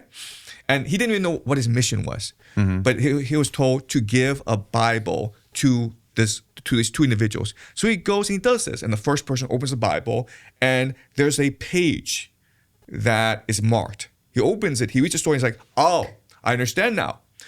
Rebbe Schneerson wants me to immigrate to Israel. But right now, the Soviet authorities won't let us immigrate. So what should I do? Well, I should trust the rabbi because he's a prophet, and we know we will be allowed to immigrate. And I will prepare my flock to move to Israel when the time is ready, okay? Right. And the person, the emissary, then goes to a second person. The second person opens the Bible and says to another page, and he's like, oh, the Rebbe has told me to stay in the Soviet Union. So that's what I'll do. I will prepare my flock to weather the storm and stay in the Soviet Union forever. Okay? So in the 1970s, Rebbe Schneerson had this all mapped out. He knew exactly who should be where, which rabbi should be in Ukraine or in Russia or in Israel. He had it all mapped out in his head. Lord Loomer recently visited Ukraine, and he met with two people. He met with Zelensky, and she met with the head of the Chabad-Lubavitch movement in Ukraine. And we can fact check this. Laura Loomer, the crazy face lady. Yes, I don't know what's going on. Why is Chabad-Lubavitch all over the news? But just Google. Did Laura Loomer meet with Chabad-Lubavitch in Ukraine? Or are you talking about Lindsey Graham? No, Laura Loomer. What? That's crazy. I believe you. We can fact check it right now. I can't believe it when I saw it as well. Like why are they everywhere? Okay. Yeah, well, she's also like a psycho. Look at this. Laura Loomer met with Rabbi Moshe, whatever, the Chabad-affiliated rabbi who holds the title of chief rabbi in Ukraine during her trip to Kyiv in July of 2026. Wow. It's the Guardian. Yeah, that's good. Yeah. Like what's going on here? Why are they everywhere? And why is everyone meeting with them? Right? So Laura Loomer met with Zelensky. Well, she's like a nobody. She just gets a lot of attention online because everybody hates her. She has a lot of influence in the White House, though. Does she really? So I was in Los Angeles, and I met with Max Blumenthal. Do you know Max Blumenthal? Yeah, I'm familiar with Max Blumenthal. Yeah. Well, he was in Iran for the Ayatollah's funeral. He comes back to... Max was? Yes. He comes back to the United States, and his devices were confiscated. And now Max is suing the Department of Homeland Security because he wants to know who did this. And his suspicion is it was Laura Loomer. Because Laura Loomer was posting how Max was a traitor, or, this guy should be prosecuted for doing this. So Laura Loomer has a lot of pull in the White House. I don't know why, but apparently she's able to get people fired in the White House as well. Yeah, well, it seems like anyone who kisses Trump's ass hard enough will get some sway, Like he'll bring them in as long as they talk nice about him, build him up, kiss his ass. It's like I had a hard time believing that Trump could do this whole war in Iran just because Netanyahu schmoozed him, said, oh, you're going to be looked at like, one of the greatest presidents in American history. Everyone's going to love you. It's going to be the best thing America has ever accomplished when you take down Iran. It's going to be super easy. Just with words like that and compliments and buttering him up. I found it very hard to believe that would be possible. But the more I think about it is maybe, because it seems to be that way with everyone else. All you really need to do is just, talk nice about him in public. And the people who have the most influence over Donald Trump right now happen to believe in this eschatology. So Netanyahu, but also Sean Hannity, they talk on the phone every day. Fox News, he watches 3 hours of Fox News every single day. Natalie Harp, Peter Hegseth, the people who most believe in this have the most sway over Trump right now. Well, do you think that the Epstein stuff had anything to do with him invading Iran? Because there's not great, but it's a fucking crazy email that was in the Epstein files. I believe it was in 2017 or 2018, a year before he died, where he said in an email to, I can't remember who the email was to, but Epstein wrote in an email saying that if Trump feels cornered like a rat, he will invade Iran. That could be true, but I predicted he would do so 2 years ago, right? And how's I able to do so? Yeah, just pattern recognition, right? I'm just connecting the dots. Trump comes into office, right? And what does he do? He gets out of the JCPOA, the Iran nuclear deal, right? He's like, screw that, we're not doing that. That's number one. Number two is he moves the capital to Jerusalem. He moves the embassy to Jerusalem, which is a no-go for past presidents. Like, this is the worst thing you could possibly do for the Middle East. But Trump said, screw that. We're moving the embassy from Tel Aviv to Jerusalem. That's number two. Number three is he recognized Israel's control over the Golan Heights. Okay, that's number three. Number four is he orders the assassination of Iranian General Qasem Soleimani. Yep. Right? You just connect the dots and you're like, well, then the next logical step is he attacks Iran. Right. Right? So, I mean, there's a pattern of behavior. Right? And again, the only explanation I have is this is all eschatological. Because just from a pure geopolitical perspective, this makes no sense. None of this makes any sense. Why are you destroying the global economy? Right? I mean, the Iranians, everyone knew the first thing the Iranians will do is close off the Strait of Hormuz and attack the energy infrastructure of the Gulf states. Why wouldn't they do so? They have to save themselves, right? You force their hand. Right. And Trump's like, no, I didn't know that. Right? Yeah, it's insane that they didn't game this out. Right. And it's also, crazy to me. Even today, we don't know why this war is happening. Trump has yet to articulate a good reason. Well, because we can't let them have a nuclear weapon, according to Hegseth and that appearance that he made in front of Congress in July. Right. But remember, before the Americans assassinated the Ayatollah, he had a fatwa Yes, he did. saying no nuclear weapons for any reason. Yep. So as long as he was in charge. Not only no development of nuclear weapons, but not to ever use a nuclear weapon, That's right. let alone develop one. I actually had a former Mossad guy on here telling me that, and that's true. Right. So you don't kill the guy. Right. Iran cannot have nuclear weapons. Right. Because it's a theocracy. They take the religious law seriously. Yeah. John Kiriakou was on the show. He was telling me, he's a former CIA officer who worked in the Middle East. He was one of the guys, he captured Abu Zubaydah during the war in Iraq and Afghanistan. And he was telling me that there was 2 of these national intelligence assessments. And this is when all, 17 or 18 of the U.S. intelligence agencies, they all get together and individually, they all go into their corners and do an assessment on, does Iran have a nuclear weapon program?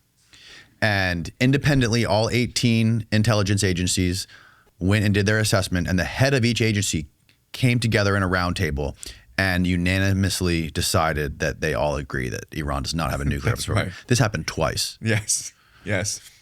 There's also something called the Millennium Challenge, where like 20 years ago, they war game a war with Iran. And the conclusion was the United States could not possibly defeat Iran in a war. When was this? This is called the Millennium Challenge. I believe it was 2002. Okay, so maybe Steve, you what was it? The Millennium Challenge. The Millennium Challenge. Millennium Yes. Challenge. I believe it was 2002. Okay, I could be wrong, but I believe it was 2002. Okay. And the war game, the conclusion was that Iran would use asymmetrical warfare. A $250 military war game. Wow. The largest and most expensive war game in U.S. history, held from July 24 to August 15, 2002 to test network-centric warfare concepts. Keep going down. What does it say about Iran? Keep going. Right. So they war game a war against Iran. And they kept on losing because Iran could just use asymmetrical warfare, just drones, against their aircraft carriers. There's absolutely no way for the aircraft carriers to protect against a drone swarm, which is exactly what's happening right now. Right. So they knew exactly what's going to happen in 2002. Right. And we spend like billions of dollars on a single aircraft carrier. And the type of equipment that we build and we've developed is, it's shiny and it's new, but it's not suitable for warfare against a country that does war like that. Exactly. Another issue is sailors live in the aircraft carrier, and there's only so much time that human beings can live in a confined space, right? Well, they're already trying to commit suicide off the aircraft carrier. Because they've been deployed for 9 months. Yeah. And like the maximum you're supposed to be out deployed is 6 months. So they're all going crazy, right? And rather than admit the problem, Peter Hegseth is trying to bury the problem. Right? Yeah. The story just came out a couple days ago where there's at least 1 or 2 sailors on one of the aircraft carriers, the Abraham Lincoln maybe, who jumped overboard trying to kill themselves. The one guy was in the water for like an hour and they didn't tell his wife or his family. They one of his friends had to reach out to his wife and tell him about that. So again, it's very hard to understand what's going on unless you look at it from an eschatological lens. Yeah. Right? They literally believe this is the end of the world, and they're preparing for the coming of God. So how do you predict that this Iran war is going to play out? How much longer do you think it's going to last, and what are going to be the downstream effects of it? This war is almost unstoppable at this point because what's happened is both sides have become eschatological. So the United States has become more extreme. So Trump is surrounding himself with people who are going to reinforce his religious zeal. People like Natalie Harp and Peter Hegseth. Okay? And the Israelis have gone all in this eschatology as well. But the Iranians have changed as well. So at the onset of this war, the Iranians were led by a very pragmatic leadership. Yes. But the Americans have killed them all. Right. And they killed Soleimani and they literally did nothing. Yeah. There was no reaction. That's right. So a lot of the pragmatic leadership, the wise moderates, have been eliminated. And who's rising in the ranks in the IRGC, the Iranian Revolutionary Guard Corps, are these radicals who are eschatological. They're young, they're angry, and they want vengeance for what the United States is doing to Iran. And they're eschatological because they believe that this is the end of the world. This is the war to end all wars. And when this happens, then their Messiah, called the 12th Imam, the Mahdi, will come to lead them.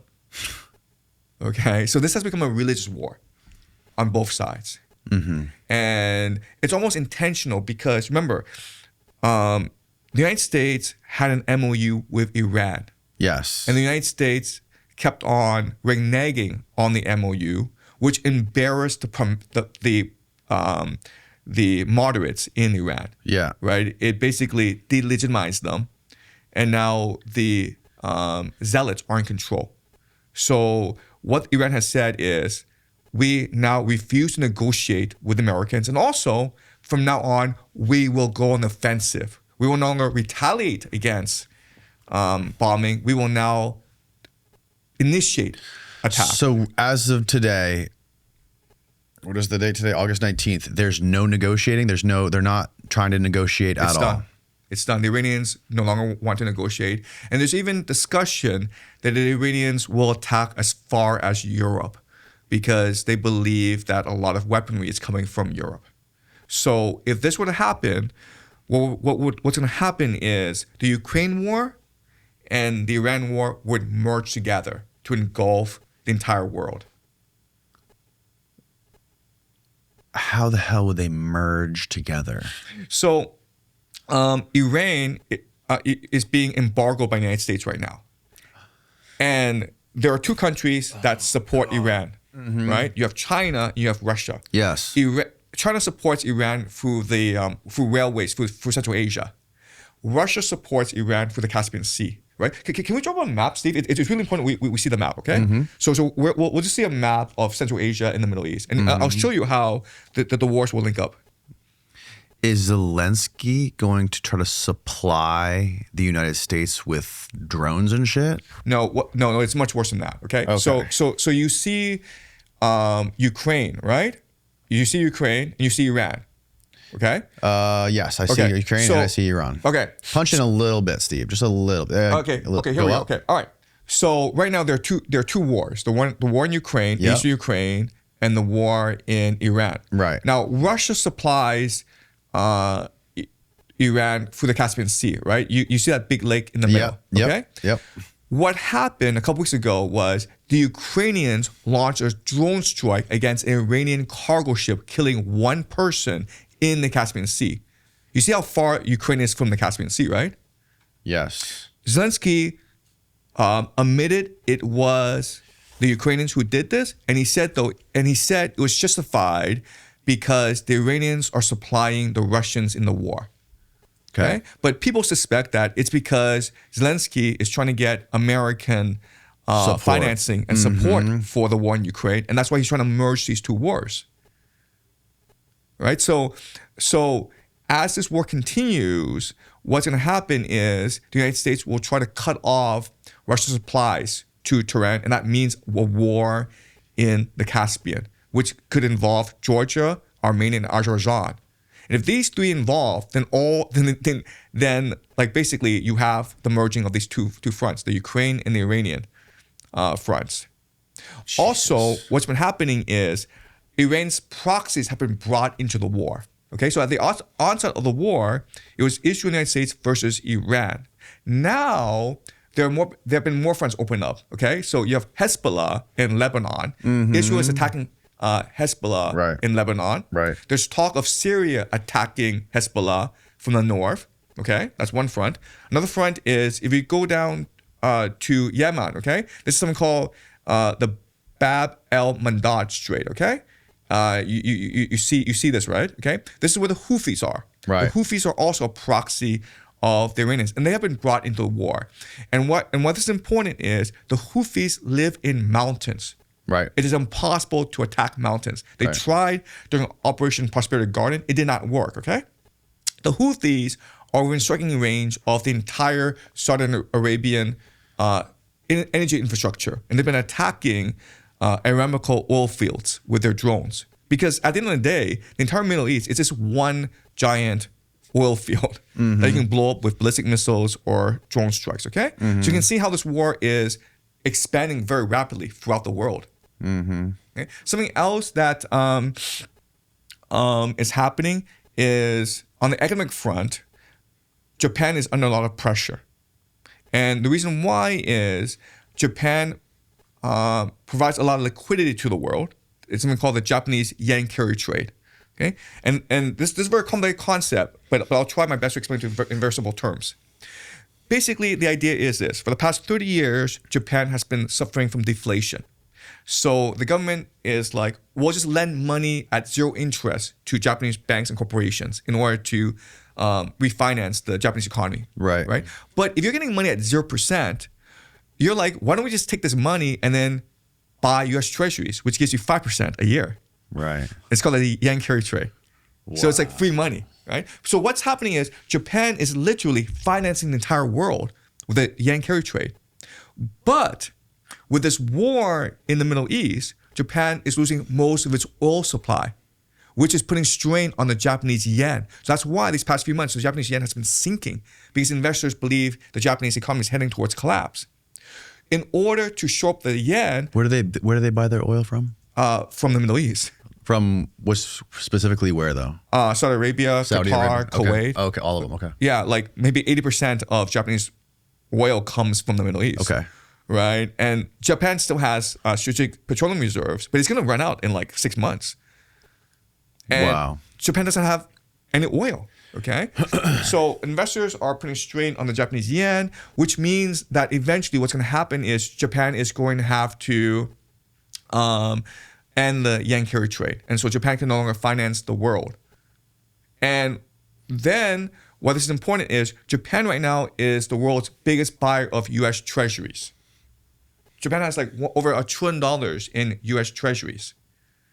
And if Japan stops buying U.S. treasuries, then this is going to put strain on the U.S. economy, and it's possible that this will burst two bubbles: the AI bubble and the private credit bubble in the United States. And this would cause tremendous contagion throughout the United States. Basically, it would cause a white-collar apocalypse. You know how during the 80s and 90s, a lot of blue-collar jobs were shipped off to China, right? And so workers suffered. Well, if the economy were to collapse, then a lot of white-collar people would lose their livelihoods. Right, the middle class would cease to exist in the United States. Right. Yeah, Japan's the largest owner of foreign holder of U.S. treasuries, approximately 1.16 trillion.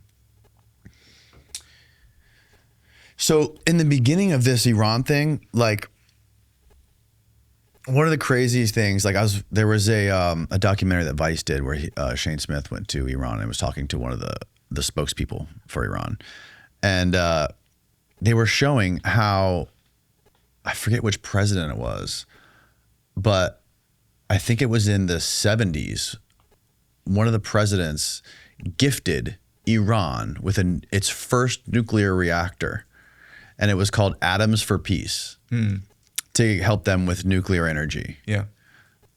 And, the question was asked, like, if it seems like nukes are the biggest question or the biggest excuse that everyone's using to go after you. Like they can't have a nuclear program. They can't have a nuclear program. Eisenhower did the Atoms for Peace thing where they gave them their first 5 megawatt nuclear reactor, and it's still sitting there in Tehran. And it's just funny that now like that's the excuse they're using to invade.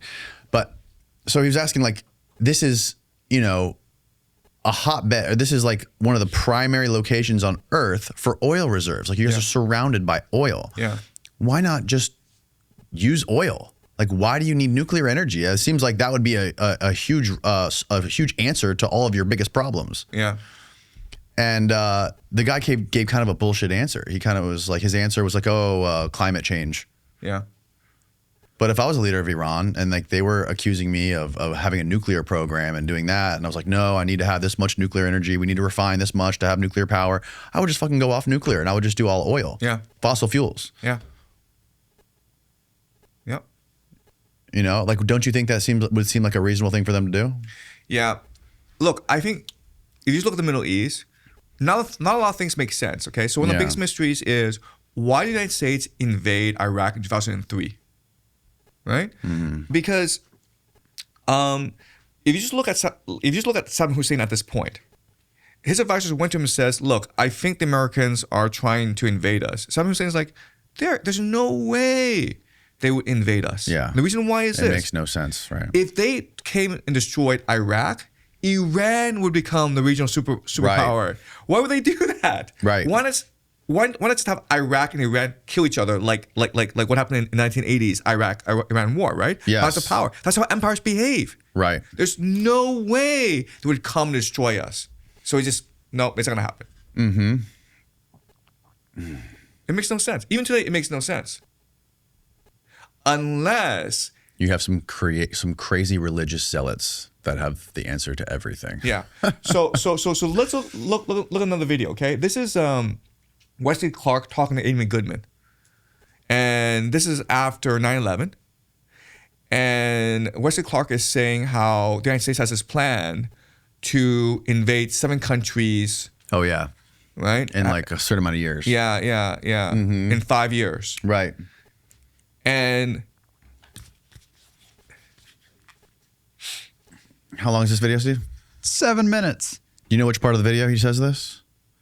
Go ahead, hit it play. About 10 days after 9/11, I went through the Pentagon and I saw Secretary Rumsfeld and Deputy Secretary Wolfowitz. I went downstairs just to say hello to some of the people on the Joint Staff who used to work for me. And one of the generals called me and he said, "Sir, you got to come in. You got to come in and talk to me a second." I said, "Well, you're too busy." He said, "No." He says, "We've made the decision. We're going to war with Iraq." This was on or about the 20th of September. I said, "We're going to war with Iraq. Why?" He said, "I don't know." He said, "I guess they don't know what else to do." So I said, "Well, did they find some information connecting Saddam to Al-Qaeda?" He said, No. He says, "There's nothing new that way. They just made the decision to go to war with Iraq." He said, "I guess it's like we don't know what to do about terrorists, but we got a good military and we can take down governments." And he said, "I guess if the only tool you have is a hammer, every problem has to look like a nail." So I came back to see him a few weeks later. And by that time, we were bombing in Afghanistan. I said, "Are we still going to war with Iraq?" And he said, "Oh, it's worse than that." He said, he reached over on his desk, he picked up a piece of paper. He said, I just got this down from upstairs, meaning the Secretary of Defense office today. And he said, "This is a memo that describes how we're going to take out 7 countries in 5 years, starting with Iraq and then Syria, Lebanon, Libya, Somalia, Sudan, and finishing off Iran." I said, "Is it classified?" He said, "Yes, sir." I said, "Well, don't show it to me." And I saw him a year or so ago, and I said, "You remember that?" He said, "Sir, I didn't show you that memo. I didn't show it to you." I'm sorry, what did you say his name was? I'm not going to give you his name. So go through the countries again. Well, starting with Iraq, then Syria and Lebanon, then Libya, then Somalia and Sudan, and then back to Iran. So when you look at Iran, you say, is it a replay? It's not exactly a replay, but here's the truth. That Iran from the beginning has seen that the presence of the United States in Iraq was a threat. A blessing, because we took out Saddam Hussein and the Baathists. They couldn't handle them. We took care of it for them. But also a threat because they knew that they were next on the hit list. And so, of course, they got engaged. They lost 1 million people during the war with Iraq. And they've got a long and unprotectable, unsecurable border. So it was in their vital interest to be deeply involved inside Iraq. They tolerated our attacks on the Baathists. They were happy we captured Saddam Hussein. But they're building up their own network of influence. And to cement it, they occasionally give some military assistance and training and advice, either directly or indirectly, to both the insurgents and to the militias. And Jesus. In that sense, it's not exactly parallel. Because so there are 3 things I want to point out about this video, okay? Mm-hmm. Number 1 is they've already achieved 6 of the 7 countries, okay? Mm-hmm. Right? They've destroyed Libya, Syria, Iraq, Somalia, Sudan. Yeah, and the last country is Iran, okay? Mm-hmm. So if we think that this war was completely accidental, how to explain this video? Right. Okay? That's the first point I will make. Second point I will make is this aligns with the Clean Brick Memo of 1996, right? So he's like, where this come from, we don't know. Well, it comes from the Clean Brick Memo. So this is something that goes back for a long time. Okay, that's number 2. Number 3 is people don't appreciate this, but he should not be allowed to say these things because this is confidential information. This is a state secret. Yeah. The guy went to a Pentagon and he's like a U.S. general, so they will tell him the truth. But now he's saying it in public. So why would they want us to know this? Also, he's talking this to Amy Goodman. Do you know what Amy Goodman is? I'm not familiar. I mean, I'm familiar with who she is, but I don't know her background. She is one of the most prominent left-wing voices in American media.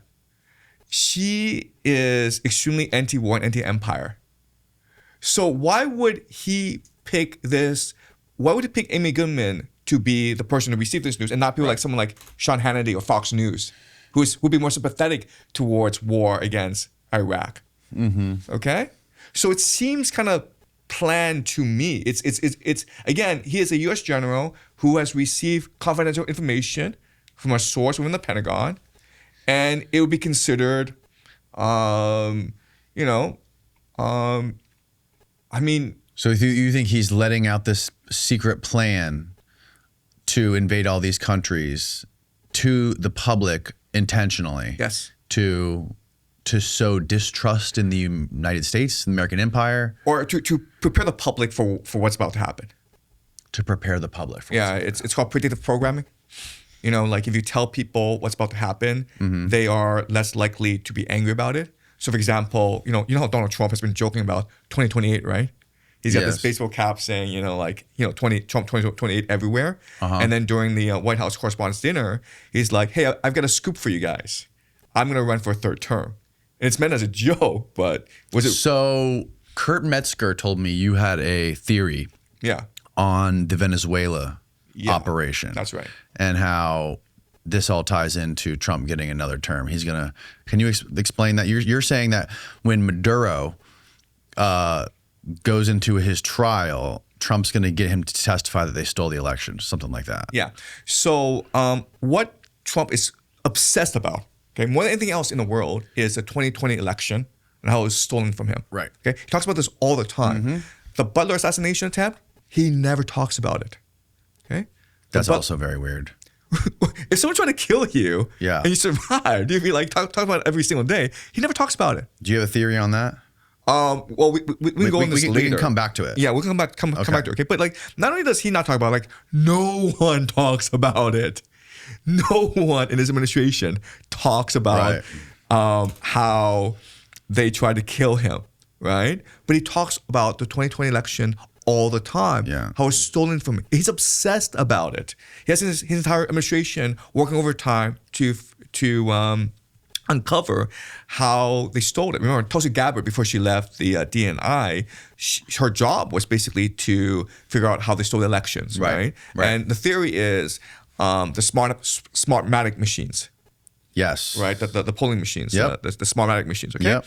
So I think that Maduro is a CIA asset because otherwise it's very hard to explain how this operation went so smoothly and how after Maduro left, the Venezuelan government has been so cooperative. Did you know that Maduro is still the president of Venezuela? I did not know that. He's still the president of Venezuela. Huh. There's been no change in leadership. It's really weird. He's running it from New York. It's really weird. He's still technically the president of Venezuela. Interesting. Even though he is in prison in New York.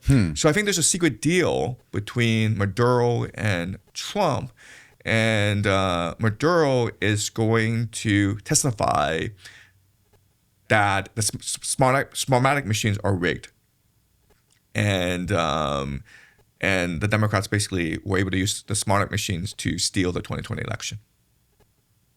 And he's going to use that as an excuse to get another term. He's building a case, right? Because honestly, if you are the American public, you have to believe something weird happened during the 2020 election, right? Because Trump won on election night, and then 2 weeks later, you have all these mail-in ballots come into mailbox come in and it overturned the election. Now, I want to show you a video, okay? Okay. So can you find Bernie Sanders, Jimmy Kimmel, the blue tide? Blue tide. Yes. All right? Okay. And this happened before the election in November 2020. No, Jimmy Kimmel, blue tide. No, Jimmy Kimmel. This would be a short, maybe. Yeah, it's a short video, but basically, what does blue tide mean? So the blue tide. What is the context of it? Like what is said? So what Bernie Sanders told Jimmy Kimmel. Was he suspended over this? Oh, black tide. No, blue tide. Oh, okay. The blue tide. Black tide is a metal band. Okay. Explain what happened. Okay, so what happened was this, okay? Before the election, Bernie Sanders appeared on Jimmy Kimmel and said, listen, I'm going to tell you what's going to happen on election night. On election night, it will seem as though Trump had won. Mm-hmm. Do not worry, okay? Because what's going to happen is there are all these millions of these mail-in ballots that are going to come in over the next 2 weeks in Wisconsin, Pennsylvania, and Michigan. And they are the blue tide. And they will overturn the election and let Biden win. So guys, on election night, do not freak out. Do not riot. Do not worry. We've got this. This is before the November 2020 election. This is Bernie Sanders appearing on Jimmy Kimmel saying this. Wow. And you're like, how would he know this was going to happen? Because that's exactly what happened. That's exactly what happened. Can you find that? Him talking about mail-in ballots? Bernie Sanders talking about mail-in ballots on before 2020 election on Jimmy Kimmel? I believe it was Jimmy Kimmel, but it might have been Jimmy Fallon. Jimmy Fallon. I think it was Jimmy Kimmel. Yeah. Okay. Yeah. But it's on YouTube. Yeah. Why would he come out and admit that on a huge This is before the election talk show like that? Right. Yeah. This is before the election. Right. How did he know? Did you know that $6 billion were spent on that election? $6 billion. Between both parties? No, just by the Democrats. By the Democrats. Against Trump. $6 billion were spent to defeat Trump on that election. That's insane. Right? That's totally crazy. So it's weird.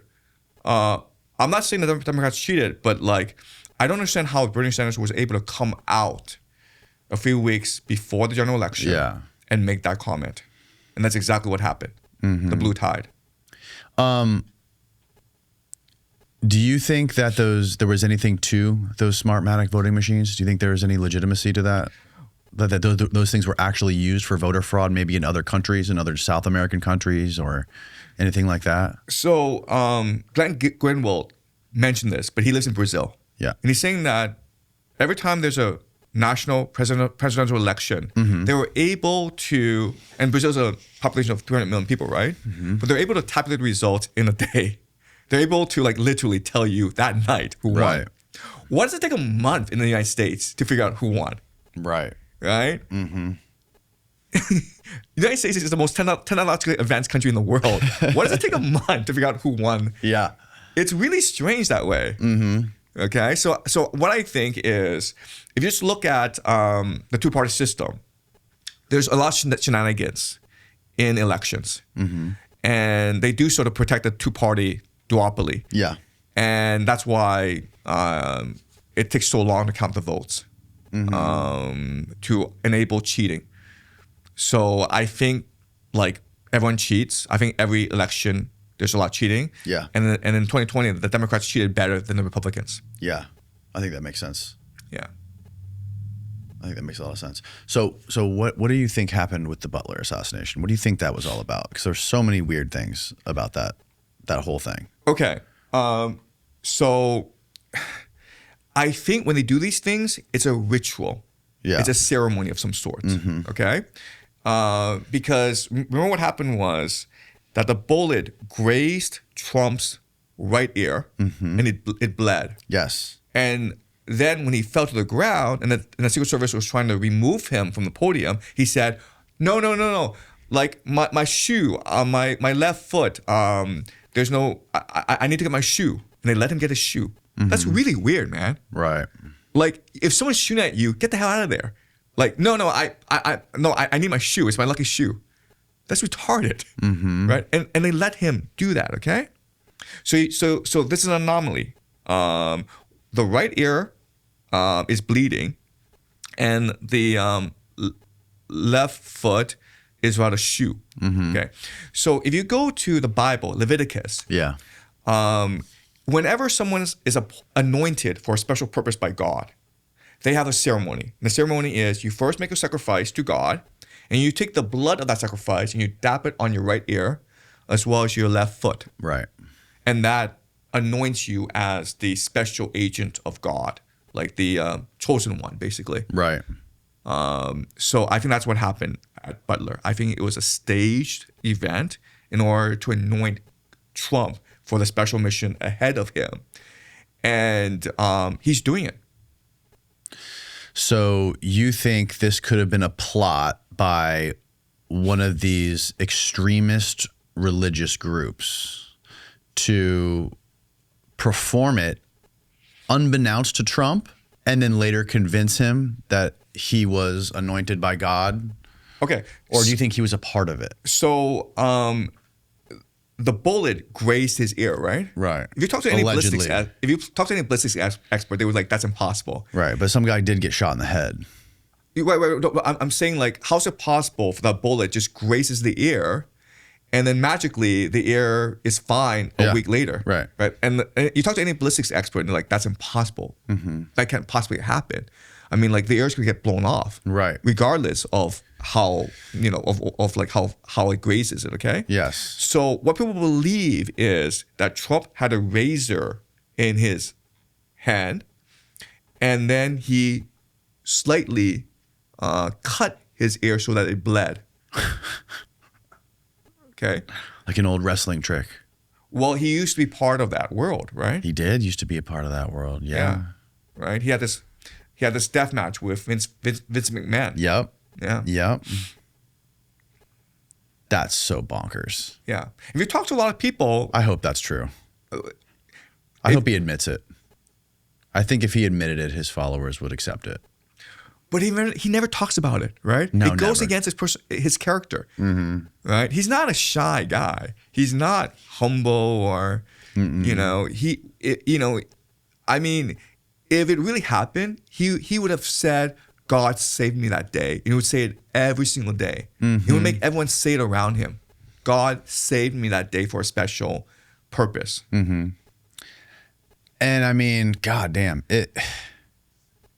unfortunately, it does track with all of this other crazy stuff that's happening right now with these religious wars, and with the reporting that came out where the leaders of all of those military commands and different groups, factions of the U.S. military, came out and said that Trump was anointed by Jesus. Yes, this is a religious war. Yes. Yeah.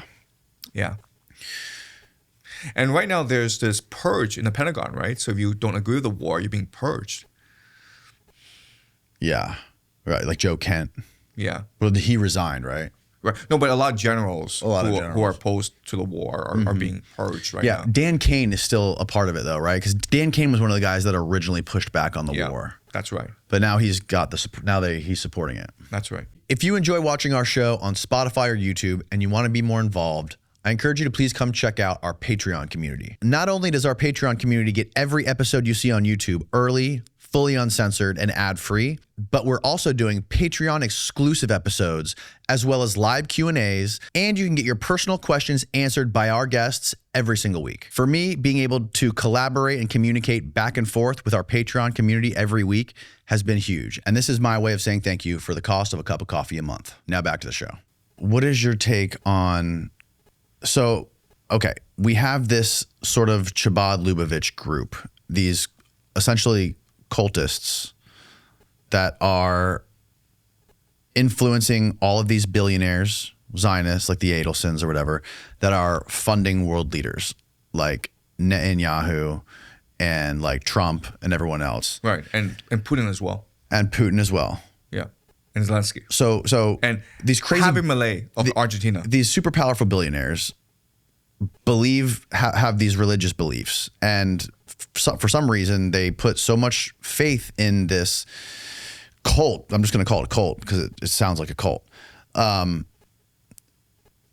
That they're willing to do whatever it takes to put these people in power using their money, using their unlimited wealth, essentially. But so in this sort of like puzzle, where do the groups like the Rothschilds fit into all this? And like the crazy, the huge families of international wealth, global wealth. Yeah.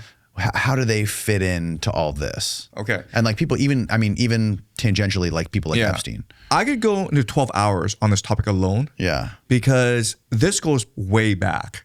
Okay. It makes no sense that this suddenly comes out of nowhere, right?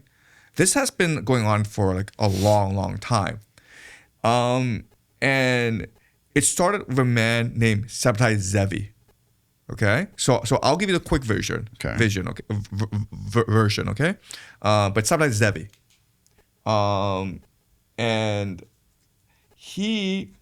so the year 1666. Okay, and this is like Anatolia, which is like modern day Turkey. Okay, Sabtai Zevi. Okay, and in the year 1666, he proclaims himself as the Messiah promised to the Jews in the Bible. Mm-hmm.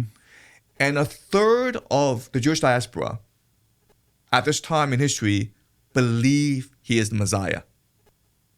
Okay? So the question then is, who is this guy? Where did he come from? And why are Jews following this guy around? Mm-hmm. Okay? So let's go back in time, 1492. 1492, the Spanish expel the Jews from Spain.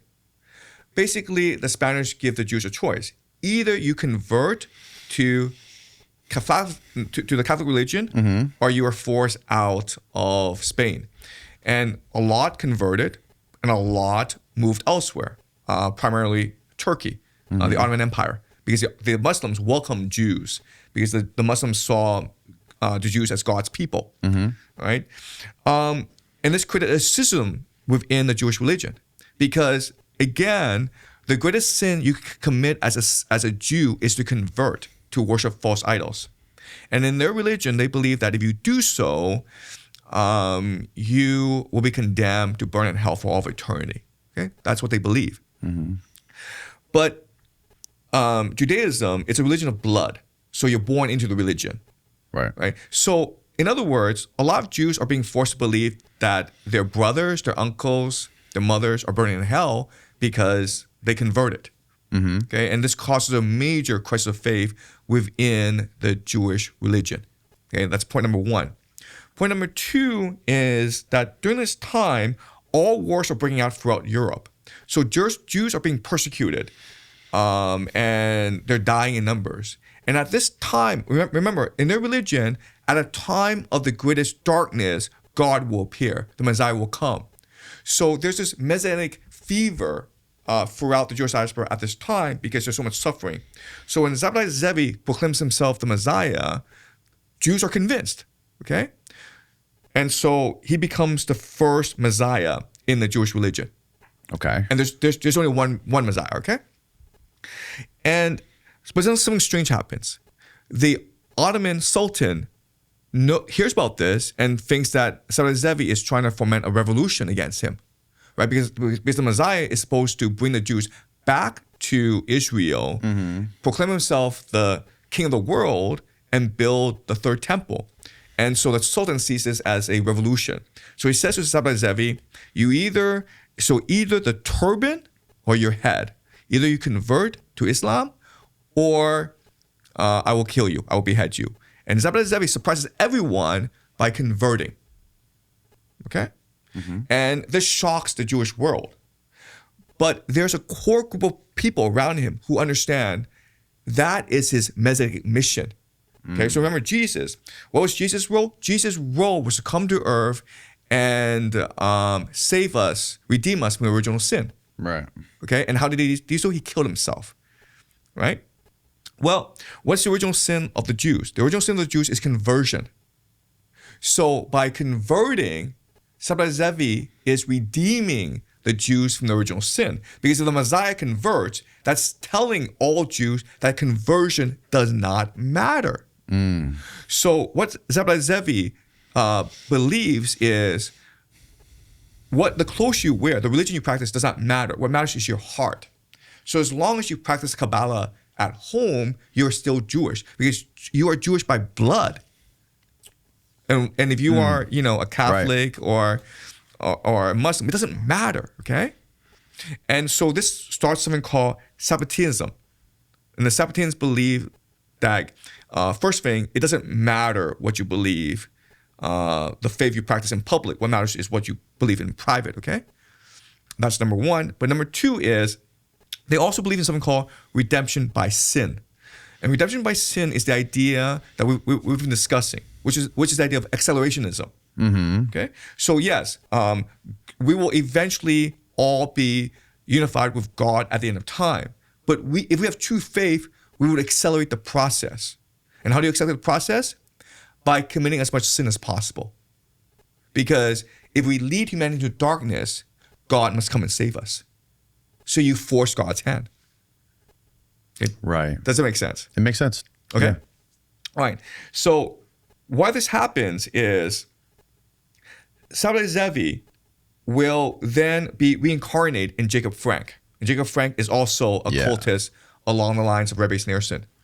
Okay. Jacob Frank. Frank. Okay. And the movement is called Sabbatean Frankinism. Okay. So if you just bring this up, Sabbatean Frankinism. And now what's really important about Sabbatean Frankinism is they encourage conversion and the infiltration of different religious groups.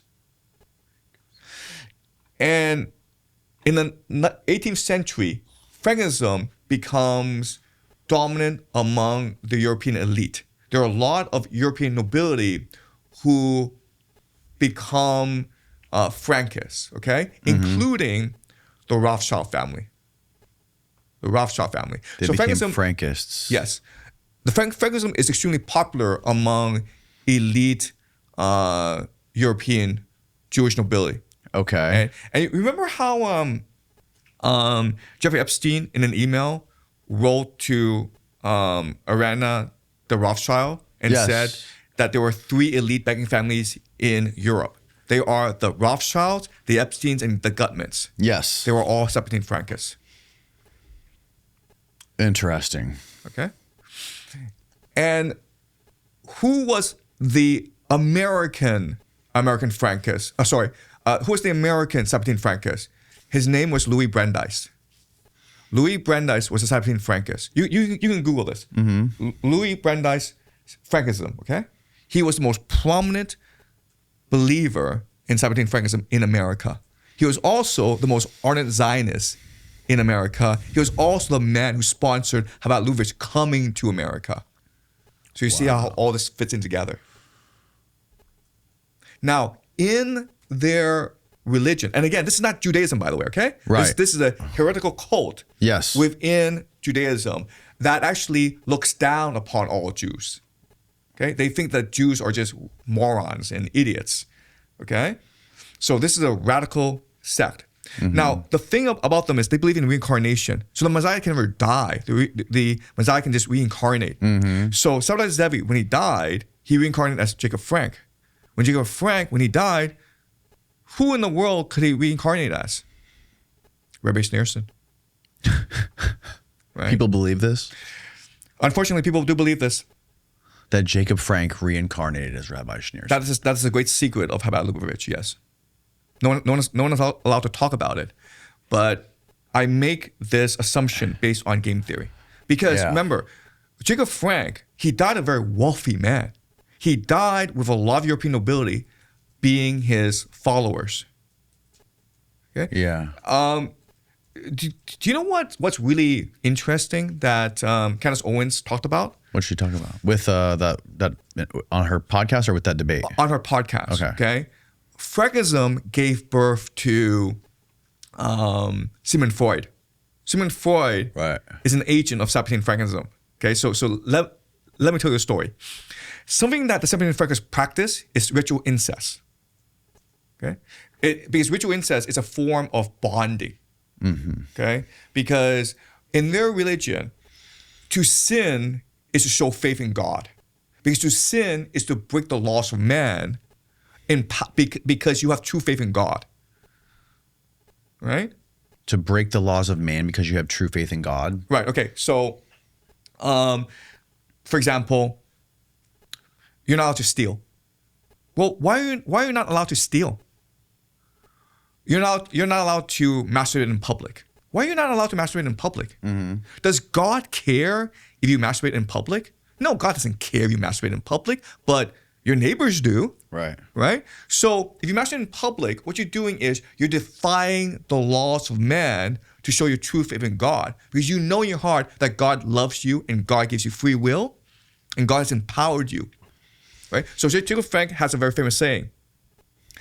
He has the power to live something that 10,000 men cannot lift. And if he teaches you that power, you'll be able to live this thing like a feather, okay? So what is it that 10,000 men cannot lift, but you can lift? And the answer is taboo, right? Social taboo is something that most men cannot break. But you can because you have true faith in God. Is this something he said specifically about taboo? Yes. Yes. He says that all sin, all religion is made up by man. It is not the true word of God. Only you know the true word of God. And the true word of God is he wants you to enjoy life. Do you think this is something that Jeffrey Epstein subscribed to? Jeffrey Epstein was an Epstein, right? He wrote that email to Aaron the Rothschild. Right? There are 3 families in Europe that control finance: the Rothschilds, the Epsteins, and the Gutmans. Right? Why was Jeffrey Epstein given so much power? Where did this guy come from? Right. Right? It doesn't make sense. It doesn't make sense. He was just... So Jeffrey Epstein, okay, there's so many strange things about Jeffrey Epstein, but the strangest is in the year 1991, Leslie Wexner, a billionaire, founder of Victoria's Secrets, he signed over power of attorney to Jeffrey Epstein in 1991. Who would you sign power of attorney over to in your life? Who? You. My wife. That's all. That's all. I mean, there's no one else I would do it. Right. Well, someone you love and trust, right? Exactly. Because that person has literally the power of life and death over you. Yes. So why would Leslie Wexner sign over power of attorney to a guy he doesn't really know, Jeffrey Epstein? Right. Good question. Right? Right. And why would he be chosen to go to the Trilateral Commission? Or what? At age 30, yeah. At age 30. Yeah. No, he had an interview with Steve Bannon where Jeffrey Epstein said to Jeffrey Epstein said to Steve Bannon, at age 30, I was selected to be on the Trilateral Commission by David Rockefeller. David Rockefeller himself approached me and says, "You're a financial genius. I need you to be on the Trilateral Commission." Right. So if you look at his life, okay, so his first job was at the Dalton School. He was hired by Donald Barr, who was William Barr's father. Then after the Dalton School, he goes to work for Bear Stearns. After Bear Stearns, he works for Douglas Leese, who is one of the major arms trafficker in the world. And then, so people were like, well, he just fell from job to job, right? But you can look at it as he's being mentored by the most powerful people in the world. The Dalton School is old money. It's where the most powerful families send their kids, right? So you're learning how to interact with powerful nobility. Then you go to Bear Stearns to learn how the financial world works. Then you go do arms trafficking to learn how the criminal underworld works, right? So he's being mentored. He's being trained to be almost a special agent. Right. Yeah. It seems like also one of the things that just kind of like I can't ignore is what you were saying about Rabbi Schneerson wearing that Saturn, the cube of Saturn on his head, and Saturn being the god that ate its children, and all of the Epstein stuff with him allegedly eating human flesh and like disappearing children and all that taboo stuff. That's very. A lot of this ties back to Sabbatean Frankincense. Yeah, because they practice ritual incest. I can see the connections. They practice ritual incest, like they practice like redemption through sin. Like how do you show your true faith in God? By sinning, Okay, but you can't sin by yourself because it's too hard. So you sin as a group. Right. So Jacob Frank and his followers, they convert to the Catholic religion. And on the day they convert, what happens is he organizes a group orgy. Okay, and again, this is online. This is something that is well known about the Sabbathine Frankists. And so it's a group orgy, and it's inside a mansion. And the group orgy is almost a blood oath, meaning like even though we convert and even though we will go to different parts of the world, we are now bound by this blood oath through this group sex, through this group orgy. But not only that, but our descendants will also engage in this sort of activity to, to basically renew this blood oath. Did you ever watch Eyes Wide Shut? Yeah, it's been a while, but yeah. Yeah, why would they organize these parties? Right. To get blackmail on people and to build bonds with people. I don't think it's blackmail. I do not think it's blackmail. I think it is social bonding. Yeah. I think it's just the elite having a frat party, right? Right. Like that's what I think Epstein Island was. It's a big frat party.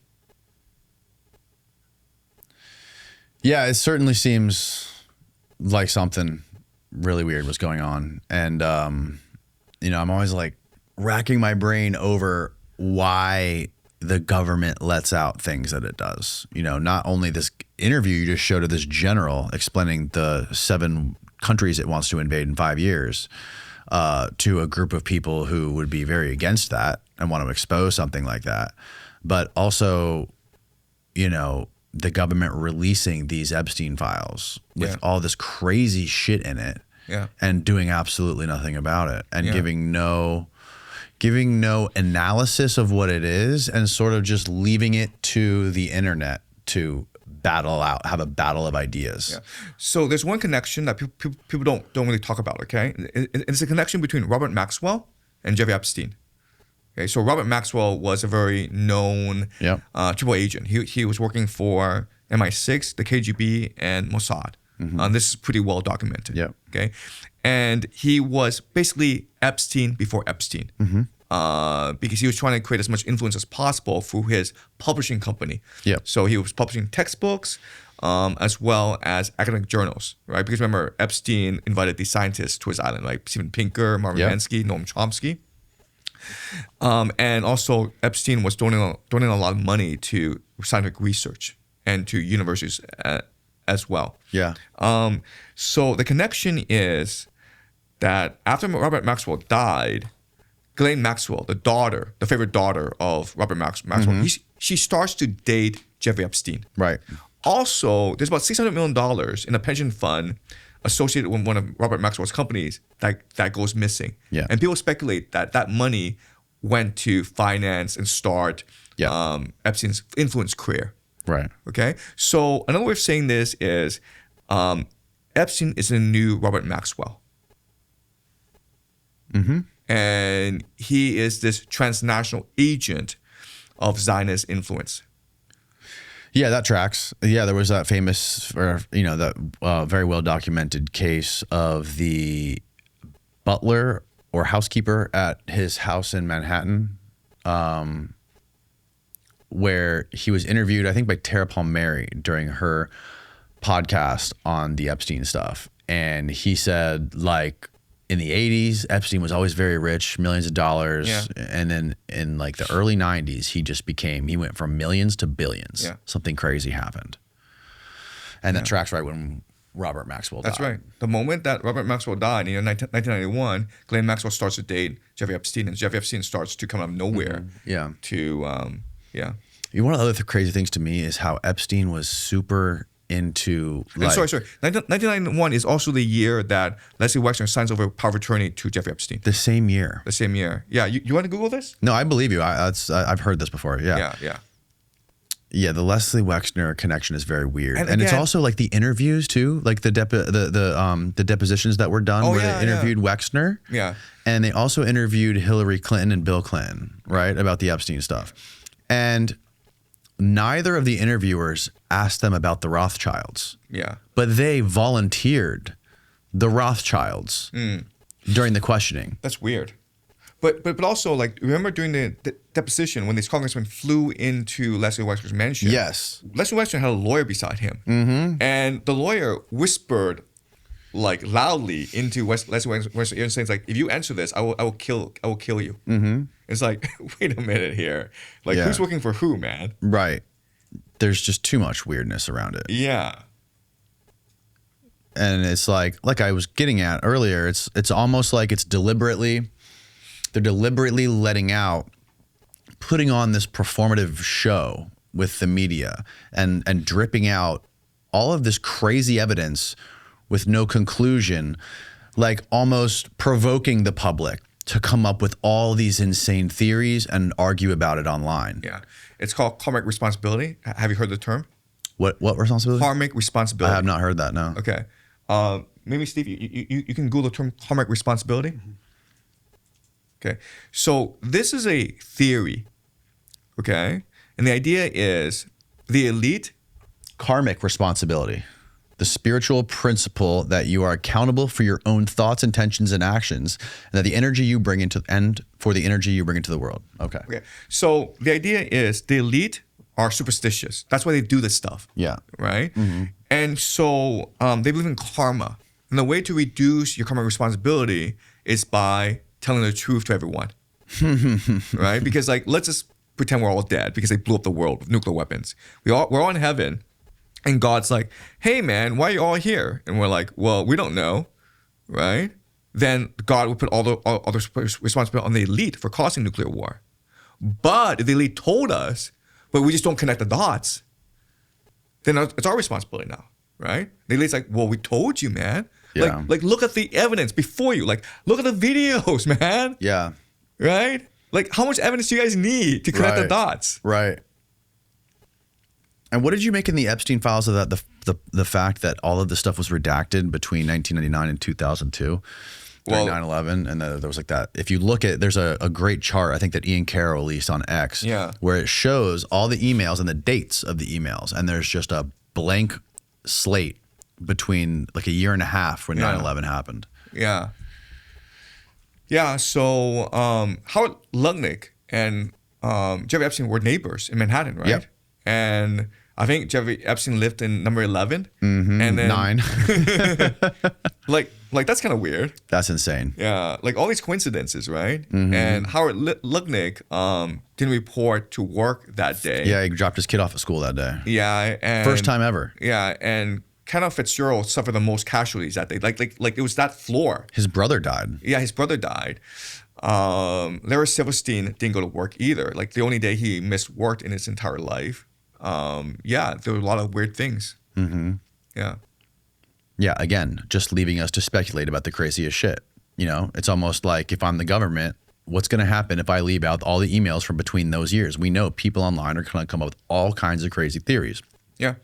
And maybe this is just some sort of, flood the zone tactic just to divert attention away from what this hand is doing over here. Oh, by the way, let's drop all this UFO stuff. Yeah. Which, it's just too much. It becomes overwhelming for people to track. But I also think that they want to make it obvious to people, because if you just look at the JFK assassination, 9/11, the Charlie Kirk, it's also obvious if you just look at it with an open mind. But so many of us are, caught in dissonance. We absolutely refuse to believe there are people like this in the world doing this sort of thing. Yes. So we just block it out. Yeah, it is interesting. Like why? Yeah, it's almost like a group think, right? Where it's like you're in this one group who automatically assumes that conspiracies are for dumb people. Yep. And this level of secret societies or intelligence people, spooky people that do illegal things for the U.S. government, that's not real. It's just crazy people connecting dots. And then you have like this other group of people who think everything's a conspiracy and every dot connects to everything. Everything is, everything is the Jews or whatever. Yeah. And it's like the truth is actually very much in the middle of all of this stuff, right. But it doesn't matter because you've created this diversion, because you've created these two groups, isolated groups that are constantly fighting against each other and just creating all this noise, and the signal gets lost in all the noise. Exactly. And that's my frustration with all of it. And I don't know. I don't know what the answer is. I'm very concerned about the future of freedom of speech online. Yeah. With especially like YouTube and podcasts. I think so. Like the fact that you can come on this podcast right now and say all of this shit is kind of bonkers. Yeah. Considering where we were. I don't know if you didn't see it in 2020, but here, internet was extremely censored and clamped down during COVID, because of COVID. And you know, it doesn't matter if you talked about any sort of medical stories or advice or whatever that deviated from the government, what the government was saying, you would most likely get your accounts taken away. People would lose their livelihoods. Yeah. I think it was terrifying. Yeah. And it seems like that pendulum has swung all the way to the other side right now. It's almost like the wild, wild west. You can get away with anything right now.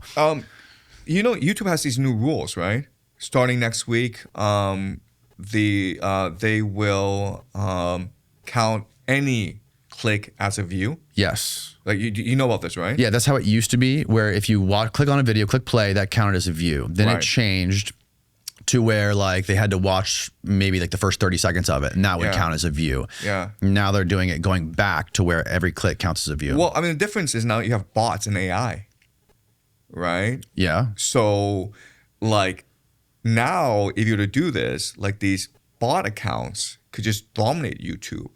They would have much more influence over public opinion. Because like before, how could you determine whether a video was worth watching or not? Just the view counts, right? Yes, but Google and YouTube are very good at tracking that kind of stuff. If you flood fake bot accounts to a YouTube video, YouTube can figure that out very quickly, and they automatically will take you out of the algorithm. Okay. Well, I just think like now they're just gonna inflate the statistics, so now it's gonna be very hard for people to filter what's. Yeah, but here's the thing though, like YouTube didn't like they can. Here's the crazy thing about companies like YouTube is they can change stuff behind the scenes and they don't have to announce it publicly. Yeah, that's right. They can make little changes and like they tell you generally how the algorithm works. Like people have to watch it for this long. It'll show up as long as they're subscribed or whatever. Yeah. But they have the ability to turn you up or turn you down without ever telling you. That's right. And this happens to people all the time. Yeah. So, you know, why would they make this a public statement? Maybe they explained it in their press release about this, but yeah, it's very strange because they can manipulate the amount of reach any video gets, and they never have to let you know. That's right. You know, it's and like I was saying, I'm very concerned about how this pendulum is it going to swing back to something that we're not prepared for. You know, is this some sort of like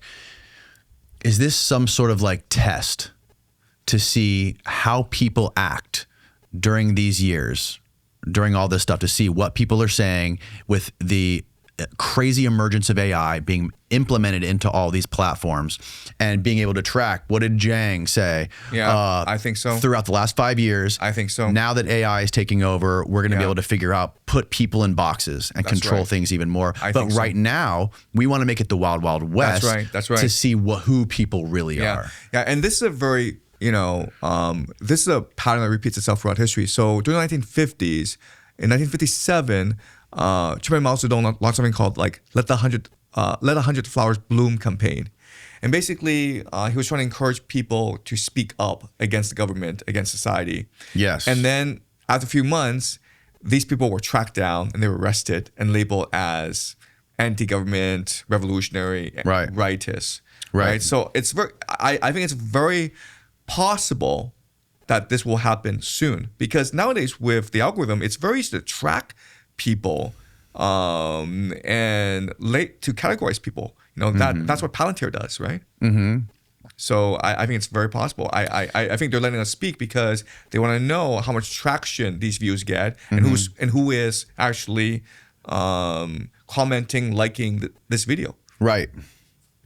And one of the the one platform that took all the breaks off was X. X is like, you can completely wild west right now on X. Anyone can get away with anything.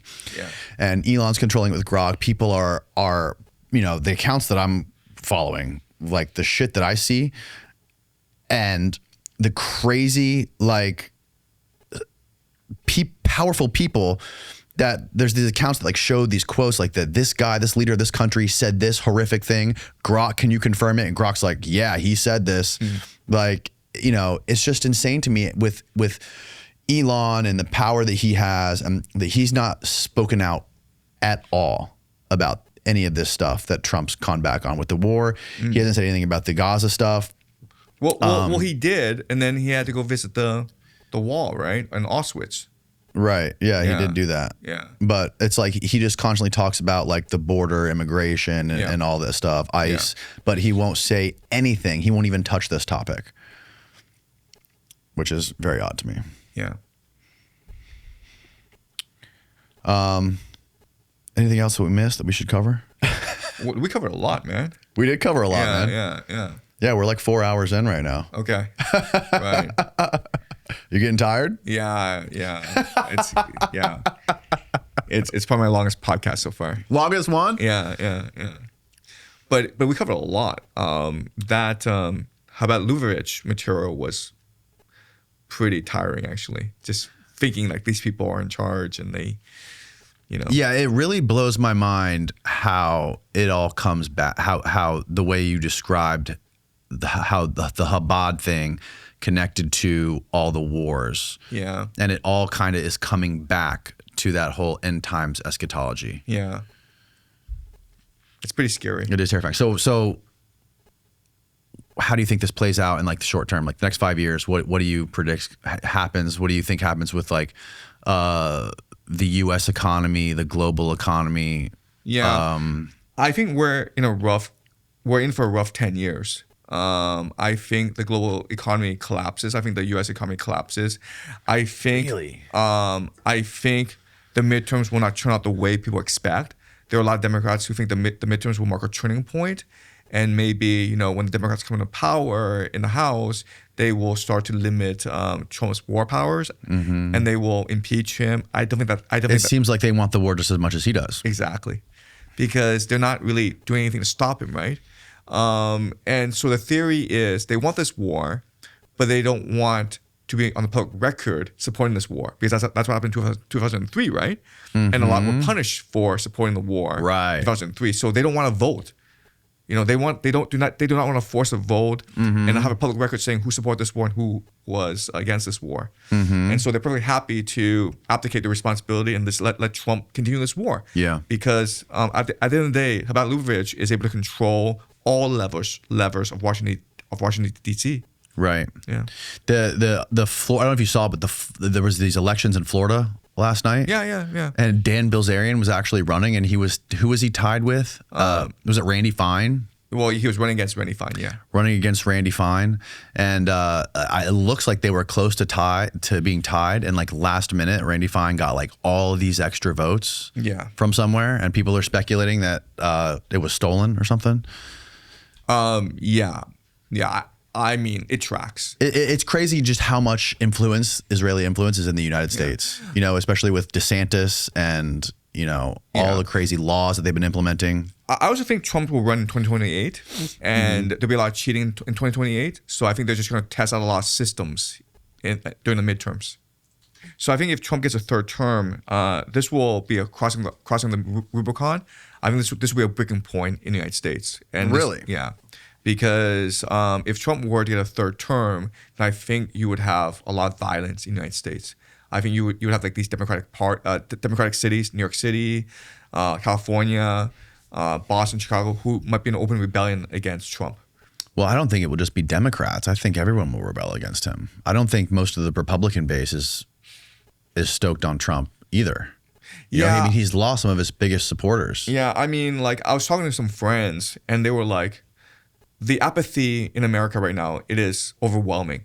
There's this war going on in the Middle East that no one voted for, and which could potentially collapse the global and the American economies, and no one seems to like know what's going on. Yeah, people just blocked it all out. Yeah. So I'm not sure. It's like the hyper normalization. Yeah. People are just stuck in their little bubbles and they put their head in the sand. Yeah. And I'm not sure how people will react to a Trump third term. I think most people will be like, we don't care. But I think that the Democratic Party might be an open rebellion against Trump. And this could lead to a lot of street violence. Very similar to like George Floyd protests. Yeah. I hope you're wrong. I hope I'm wrong too. I hope I'm completely wrong about everything we said today.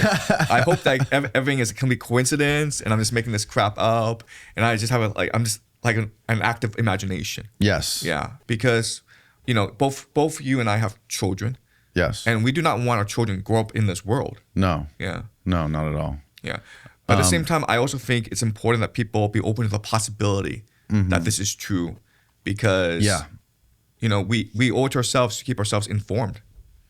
Yeah, it's really important to notice these patterns, and you do an incredible job of exposing that stuff and making it easy to understand and digest. So thank you for all your work. Thank you for your time. Thanks so much for giving me the time to make my case. Of course, man. Yeah, of course. My pleasure. It's great to have you here. Yeah. And I think I did a great job of undermining the United States by spreading the truth. And you're now my collaborator. So yes, exactly. Right. So if the feds come knocking, I'm not recruitable. I'm not recruitable. All right. Just tell Xi that I better come up with a good extraction plan and better save me from the CIA when they come knocking. Okay. All right, man. Thanks Danny. again, man. This was super fun. We'll just tell people to find your YouTube channel. We'll link it below. Is there anything else that we should tell people? My Substack. Substack? Yeah. Okay. And I'll say my Substack. Perfect. We'll link it all below. All right, man. Thanks again. Thanks, Danny. Good night, folks.